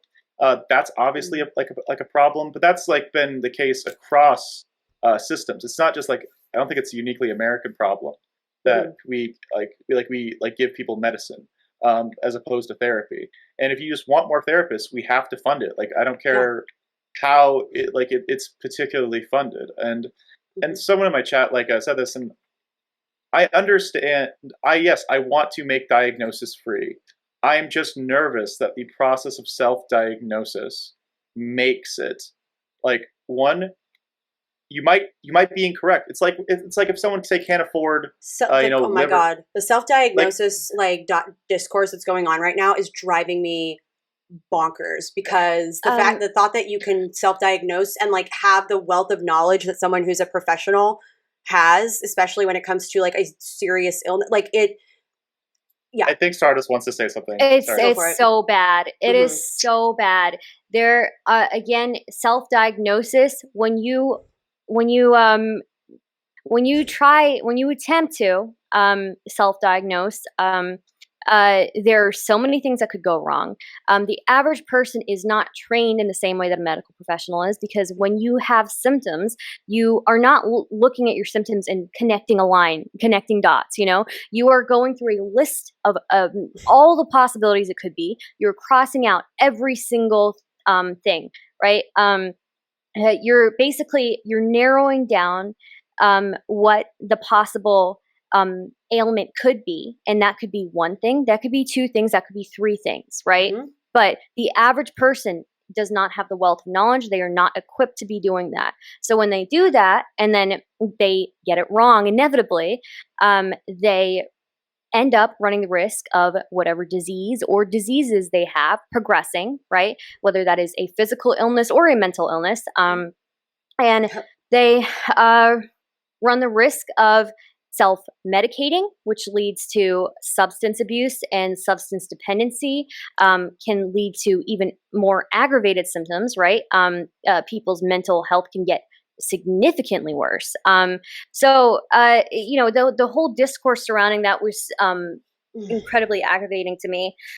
Just because I saw it firsthand. I saw firsthand people who didn't get the help that they needed. And never saw the person they could have been again. So Yeah. I guess the one thing I might like push back slightly on is the idea that of like self medication. I'm obviously not like arguing for someone to say like get like extremely high end like medications of like say like stuff that could like ruin your liver or like destroy you, right? But like I think it's like a normal thing to say. Oh hey, like does maybe I am pretty anxious and maybe smoking makes me less anxious, or maybe Yeah. I would That's never recommend. normal. Yeah. Oh yeah, like yeah. self awareness So is a good thing. Yeah, but the opioid like epidemic, oh, right? I completely agree with you. It's like the idea is I think there's a very important line that needs to be drawn where it's like there's a difference between recognizing symptoms and in the meantime trying to mitigate your symptoms than diagnosing yourself. Those are two very different things. Also, So like I that think, just like another thing that I think is really important, and maybe like does I think have a place in this conversation, is being self-aware and aware of your symptoms. Because I also have another family member where like he will be, he could have so many symptoms, but then he won't like say anything or actually seek help for it. 'Cause he's like, oh well, I don't want to bother anyone, and we're like, bother people, like go get help. And that's also very frustrating. But like being self-aware and aware of your symptoms is a good thing. But like, and also being able to then advocate for yourself when you're going, like if you're going to the doctor and like having it, checked out. I think it's a good thing to be able to advocate for yourself, especially if you want to make sure that the doctor is taking you seriously when you're talking about your symptoms. I mean, this is something that's far more common with women, especially women of color, where they come, whether it's talking about like physical pain or any sort of like mental illness or symptoms that are related to like mental health conditions. They just aren't taken as seriously by medical professionals, and oftentimes that prevents them from getting the care they need or getting a diagnosis where they can start treatment. So I think it's a good thing to like be aware of your symptoms, to advocate for yourself. But yeah, there's no substitute for that. There's no substitute for like an expert diagnosing you. That WebMD is just never going to be able to replace that person. And if I can contribute, I would just I also agree with you guys. Keeping track of your symptoms, knowing what you're experiencing, knowing when it started, knowing how long it's been going on, how it's been progressing, whether it's gotten worse, whether it's gotten better, whether any other symptoms have occurred alongside that thing. Right? You should be keeping records on that. That's great. You should do that. And then when you go to your doctor or you go to whoever you go to, you give them what you know. Right? This is the more info you can give to your medical professional, the better. However, there is a huge difference between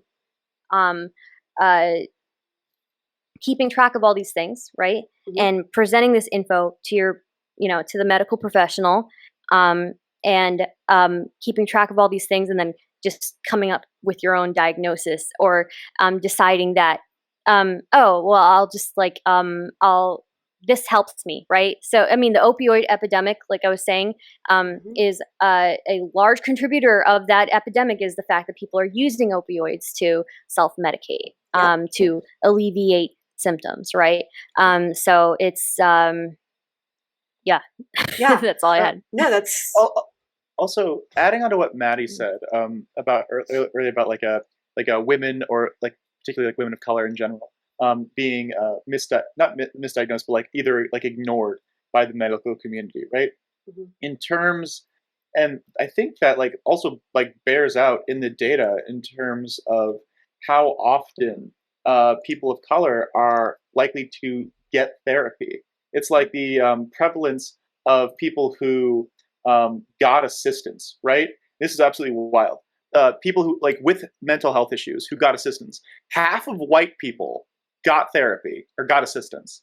Only 1/3 of Hispanics and Black people did, and then like barely over 1/5 of Asian people did. So it's like whether, and that might, I would say that like that could be potentially be like say like among the Black people, like a mistrust of doctors. Also like obviously like a massive issues in terms of infrastructure and like underfunded Black communities, like all sorts of stuff from like a socioeconomic angle can make it like less likely for them to be able to get the help that they like obviously need, right? Because I don't think any like particular gender or race or whatever has more mental illness than other ones. I think it's probably like pretty like normal across the baseline. It's just some get more access than others, right? Like we've probably all heard this before, where it's like I have a lot of at college, I knew some rich friends, right? And they, like a lot of them had mental illness, and I also had a lot of poor friends who were probably struggling with mental illness, but they were too like poor to get a diagnosis, right? And so there's a lot of things that go into just like the infrastructure of healthcare that cannot be understated. And I would just like the last thing I like this clip, like finishing that with is I understand. I have also read into the history of discrimination in the medical system against women, against people of color. I completely understand, but I think the solution to that is obviously not like incentivizing them to getting care. It's fixing the medical system so they can participate in it without being discriminated against or having their opinions like invalidated. That is like the only responsible way of like trying to solve that problem. I we get into really weird like don't trust doctors territory if we like Oh God, if we dive into it too hard. I can't stand that. It's like there's always like, listen, I think like I've had a negative experience with a doctor before, where I have a sleeping condition. It's on the same spectrum as narcolepsy. It's called an idiosyncratic sleep rhythm. My brain like can't figure out how to properly cycle through sleep, so it gets stuck in REM sleep, doesn't go down to deep sleep. It's great. But I was like had chronic just exhaustion for most of my 20s, and I just like thought it was normal. I'm like, oh no, everyone's tired as an adult, right? And it's like turns out they're not like that tired as an adult all the time. And the first doctor I went to, because I asked my primary care physician, like, who should I talk to about this? And he said, oh, there's a pulmonary, whatever, like I don't know the name of the thing, but anyways. I went to this doctor and like, cause they do where you talk about your symptoms and they ask you questions to try to get more information. And he kept asking me like, he's like, well, do you work a lot? And I said, well, yeah, like I work a lot. At the time I was like consulting. And so I was traveling a lot. And he's like, well, that's especially for like a single woman, living alone, that might contribute. He's like, have you considered that like that might be affecting your sleep? And I'm like, it was so judgy and I'm just like, are you fucking kidding? So like, I get that like there are like shitty doctors out there who don't provide you with the care you need, but that's not like a condemnation of like the entire medical field. There are so many doctors that are like literally lifesavers or that are fantastic and like care about giving you the treatment you need. And they are the ones that like have the expertise and training to be able to diagnose you, to be able to like prescribe a treatment plan to address whatever you're dealing with. And like, I don't know. Yeah, I cannot get behind this whole like anti-intellectual like distrust of like the entire medical profession, because they're like, oh well, those doctors they're just trying to make money, and I'm like, they are just trying to do their fucking job, by the way. Like they're just like trying to get by. But like, sure, in every profession you're gonna find people that are just like trying to scam or just like are in it for profits. But like, come on. Also, also a lot of the people who are like, I don't trust doctors, they just want to make money, are like trying to sell you like oils and shit. It's like Right. yeah, like there's like, sorry, go ahead, Stardust. No, you go ahead. Yeah. It's like there's always going to be like shitty people, or like doctors can be. I've heard a lot of people like, oh, like doctors can be wrong about diagnosing. Yeah, that's why you go to another doctor. If like a doctor tells you something, you can't be like, yeah, man, like I don't actually have cancer. Like I don't actually have this. Like you can go to another doctor, and if they say something different, sure. But like saying that like a doctor can be wrong is like saying like, I don't know, like a rocket scientist can be wrong. Yeah, sure, they can fuck up. But like if someone's building the spaceship or diagnosing somebody, I would prefer it's someone with like literally years of training as opposed to like one person. Like it's just who doesn't have those things. And it's just I don't want to stick on this too long because like we've been like bashing this. No, like, I know, and I also want to like wrap up. We're all on the same page. We're all super big brain. Like we're fucking killing it right now. But it's just, I think you make a good point, Hans, because what we were talking about before, how hard it is for somebody to self-diagnose. It is already hard enough for doctors to go through this entire list of every possible thing it could be, right, and cross out every little thing and figure out what disease or diseases this person has, right? So if it is that hard for them, you definitely shouldn't be self-diagnosing, unless it's like a No. cold, And you don't have an X-ray, like you don't have an X-ray machine at your house. You don't have like an MRI machine. You can't like send samples to the lab. Like, come on, people. Well, I'm sorry, Maddie. Maybe you just need to sleep more. Maybe you're just really tired. Maybe your profession Right. just like really wears you out. Like, Oh my God. that just hurts. Like hearing that, I'm like, some dude literally thought yeah. that was a good idea. It's like, so sorry, dismissive of like of like actual medical expertise. That was actually one of the great things I liked about, like, again, because I had the privilege of being able to seek treatment. But like when I went and like finally went to a psychiatrist, when I finally got that sleep study done, where they literally hooked me, I looked like, I think I took a picture of myself because I was hooked up to all these wires, and I'm just like, I'm downloading my brain. Like I was like hooked up to all these things to finally get a diagnosis from someone who knows what they're talking about, and that diagnosis is based in data or like based in whatever process the medical profession has developed over like years of research and finding what has the greatest potential for success, to finally get like a diagnosis at the end of that. I can't tell you what a weight it was lifted off my shoulders to know, like, okay, now I can work with my doctors to like find a treatment that will help me have a better quality of life. Or like if it's, another illness, like I can finally get any sort of treatment that puts me on the path to recovery.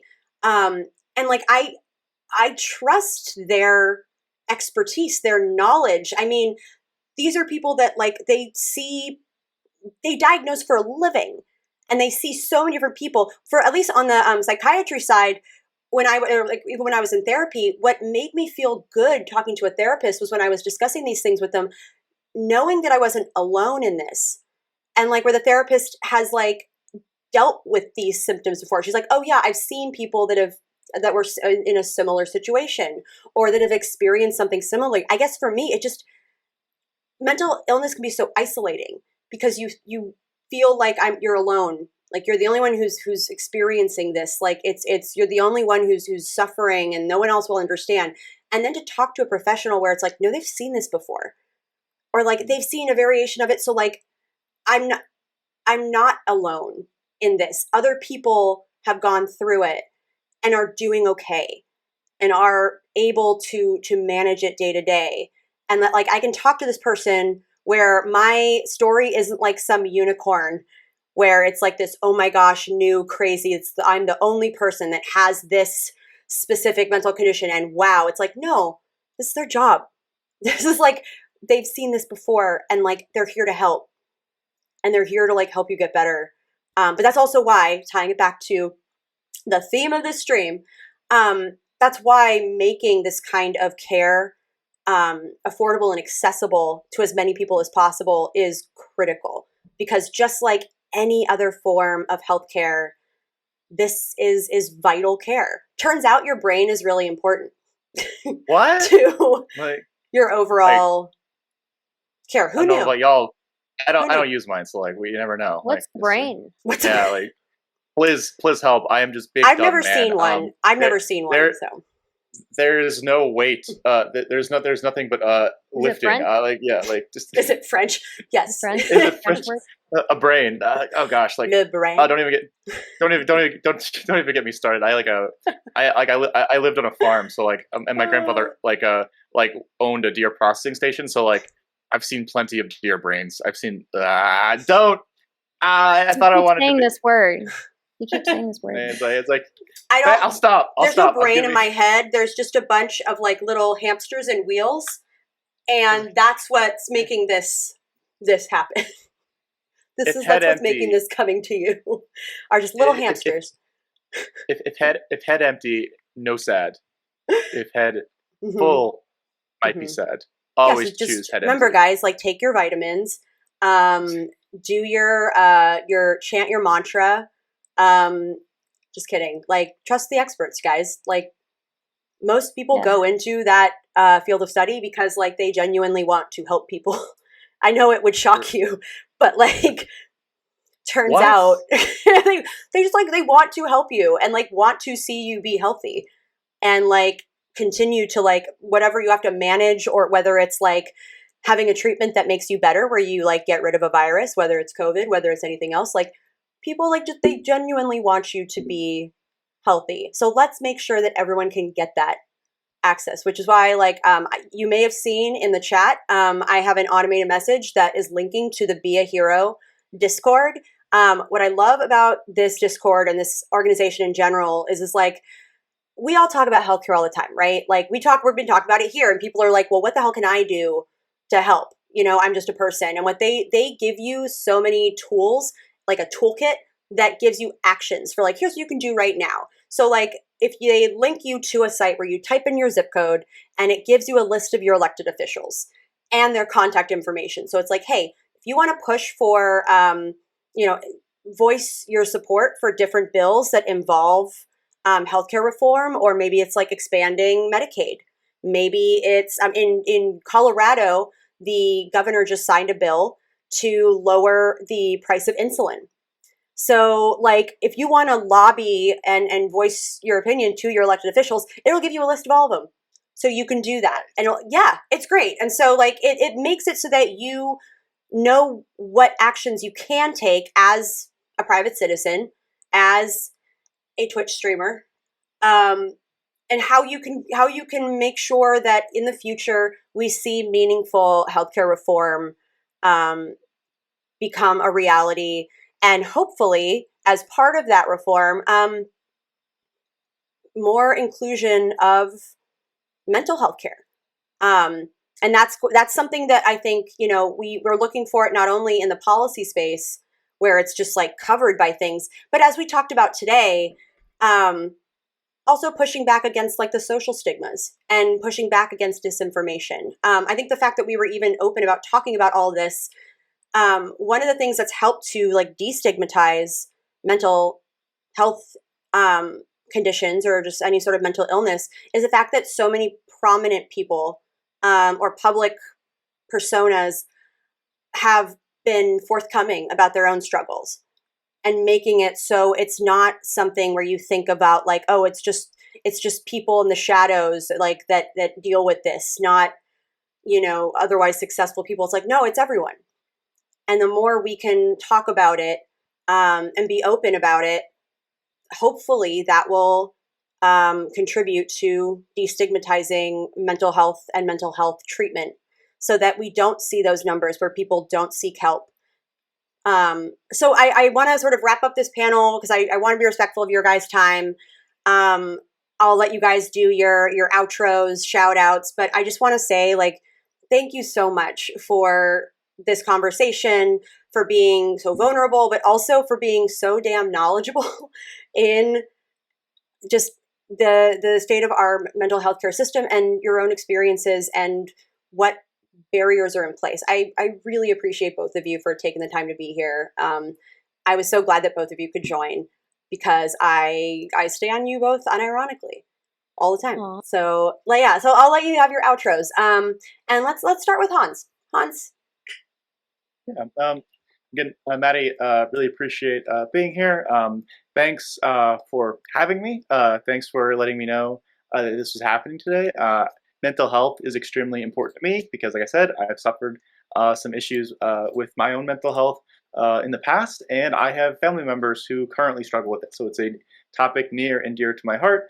And at the end of the day, most of my politics is I want people to be happy and healthy and enjoy life. And part of that means economic socialism stuff, but also in terms of personal things, it means having like good mental health. And that's really, really important to me. So thank you so much for letting me be here. Everyone, I'm Hans Farkir. I'm your resident gym bro, Pokemon master. I read the news, I play Pokemon, and once a week I hold panels where we have very moderated discussions on different topics. And also this Wednesday, I am moderating a chess timer debate between Demon Mama and Counterpoints. So if you want to see that, check out my channel this Wednesday at 8. They made a bet about whether one of them spoke more during a Prime Kai's panel, and they got really salty at each other. And so they agreed to have a debate where they get the same amount of speaking time. So they each get to pick a topic, and it's going to be like 2 hours. Each of them gets 30 minutes on the clock, and I'm going to run it like back and forth, and whoever runs out of time first. I love that. Of course, you would use like a chess timer. Sounds really cool. Yeah, that's the way to do it. All right, yeah. Thank you so much, Hans. Stardust. Yep. I'm Stardust, STRDST_. And I stream politics as well. I also do a panel once a week where we talk about very important topics, such as what makes a pizza, such as if you, can I say nut on here? Yeah. Yeah. Okay. If you nut at somebody's picture without their consent, is it a violation? We talk about very important issues like this and more. And if you'd like to see a bunch of people argue about very important things like this and pizza and nutting on people's pictures and whether MILF is a slur, then you should come check me out. STRDST_. We shouted, yeah. We shouted both of them out. Sorry, I keep interrupting. I'm so sorry. I'm sorry. Fucking interrupt everyone. Continue. I was just gonna say, yeah, and then sometimes I do normal, serious stuff like this Friday. I'm debating somebody, so yeah. Ooh. Very exciting. You guys, I shouted out both of them in the chat, so please do follow and subscribe these incredible people who I have the absolute pleasure of knowing and who actually agreed to come on my little stream and talk about mental health. So what a treat for everyone. Again, thank you so much, you guys. Have a good rest of your evening. You as well. Thank you. Thanks for having us. Yeah, again, I want to shout out the Be a Hero organization, and I wanted to dedicate a little bit of this stream to highlighting Be a Hero and some of the things they do, because they put out some incredible content. And for those of you who aren't familiar with their founder, Adi Barkan, he is just this incredible guy. He was diagnosed with ALS. He was an organizer before then, but that diagnosis only made his activism and community organizing all that more critical and important.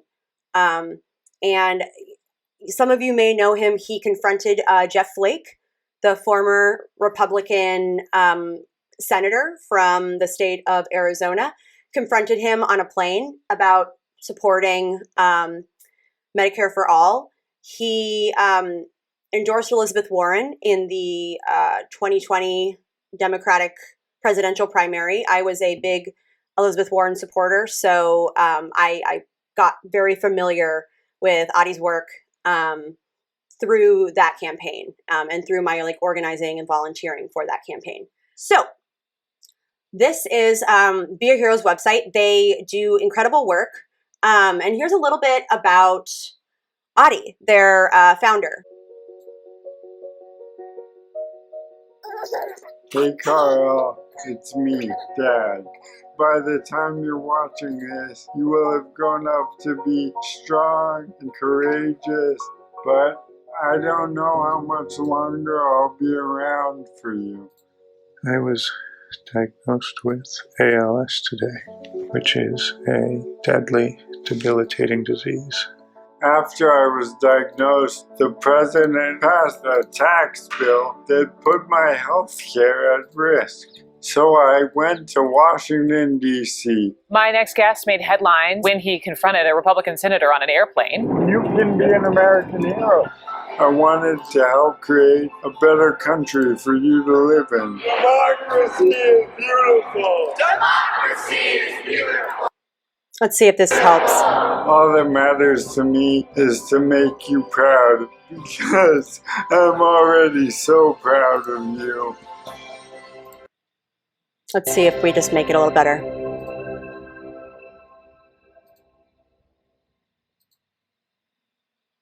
Hello, America. My name is Adi Barkan, and I am speaking to you through this computer voice because I have been paralyzed by a mysterious illness called ALS. Like so many of you, I have experienced the ways our healthcare system is fundamentally broken. Enormous costs, denied claims, dehumanizing treatment when we are most in need. Since my shocking diagnosis, I have traveled the country meeting countless patients like me, demanding more of our representatives and our democracy. Today, we are witnessing the tragic consequences of our failing healthcare system. In the midst of a pandemic, nearly 100 million Americans do not have sufficient health insurance. And even good insurance does not cover essential needs like long-term care. Our loved ones are dying in unsafe nursing homes, our nurses are overwhelmed and unprotected, and our essential workers are treated as dispensable. We live in the richest country in history, and yet we do not guarantee this most basic human right. Everyone living in America should get the health care they need, regardless of their employment status or ability to pay. Yeah, it's a little better. Even Great. during this terrible crisis, Donald Trump and Republican politicians are trying to take away millions of people's health insurance. With the existential threat of another 4 years of this president, we all have a profound obligation to act. Not only to vote, but to make sure that our friends, family, and neighbors vote as well. We must elect Joe Biden.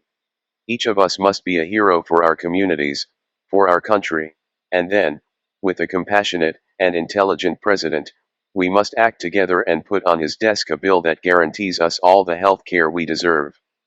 Text VOTE to 30330 to learn how to vote safely. Because our lives depend on it. I think that is so freaking powerful. Yes, another like video they put out that talks about some of the work that they've done. They did a program called #ProtectNurses, and it was sort of a response to COVID-19. So when COVID-19 occurred, Be a Hero shifted gears to focus on telling the stories of nurses on the front lines, raising awareness for our nurses' need for PPE. Our current healthcare system is not prepared to handle the scale of the COVID-19 pandemic. Nurses and healthcare workers don't have the protective gear that we need to safely care for our COVID-19 patients. The administration could have prepared months ago, weeks ago, days ago, any of which would have been better than what we have now. But they scoffed at the warning signs, and now nurses like me are taking huge personal risks, and that's going to impact you. Without personal protective equipment, I risk contracting COVID-19. This means one less healthcare worker on the front lines fighting this crisis. This means transmitting the disease to my family or my patients. This means that some of us will die. We need adequate supplies now to keep nurses and healthcare professionals safe. We need your help. So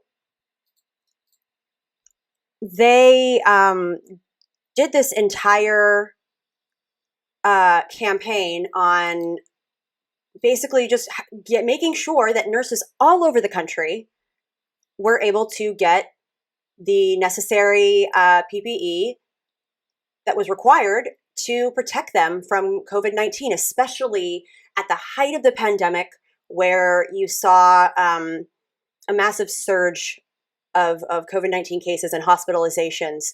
It was critical that we kept our healthcare workers safe and gave them the protective gear they needed. So another example of how Be a Hero just helps everyone. It's not just about advocating for Medicare for all. It goes so much further than that. As we heard on the policy panel, the best thing you can do if you want to advocate for a more equitable healthcare system is by educating yourself so that you are able to speak to it. So please, please, please, please go check it out. Join this Discord, get involved. Like, let's figure out ways that we can work together. Thank you, thank you, thank you. I started this channel as a way to talk about politics, economics, things that are in the news, but with the goal of getting people civically engaged or showing them what was possible. Like, hey, I know, like, it can be so daunting when people are like, well, just volunteer. You should just like do activism. You should organize. It's like, okay, great. Well, how the hell do I do that? And I wanted to start a channel where we talked about that stuff. And we were like, hey, here's how you can get involved. Be a Hero is a great place to start, especially if something like healthcare reform or fighting long-term for Medicare for all, especially if that's something you care about. And again, thank you so much. Join the Be a Hero Discord. Have fun. Be well. Thanks for watching. Don't forget to like and subscribe.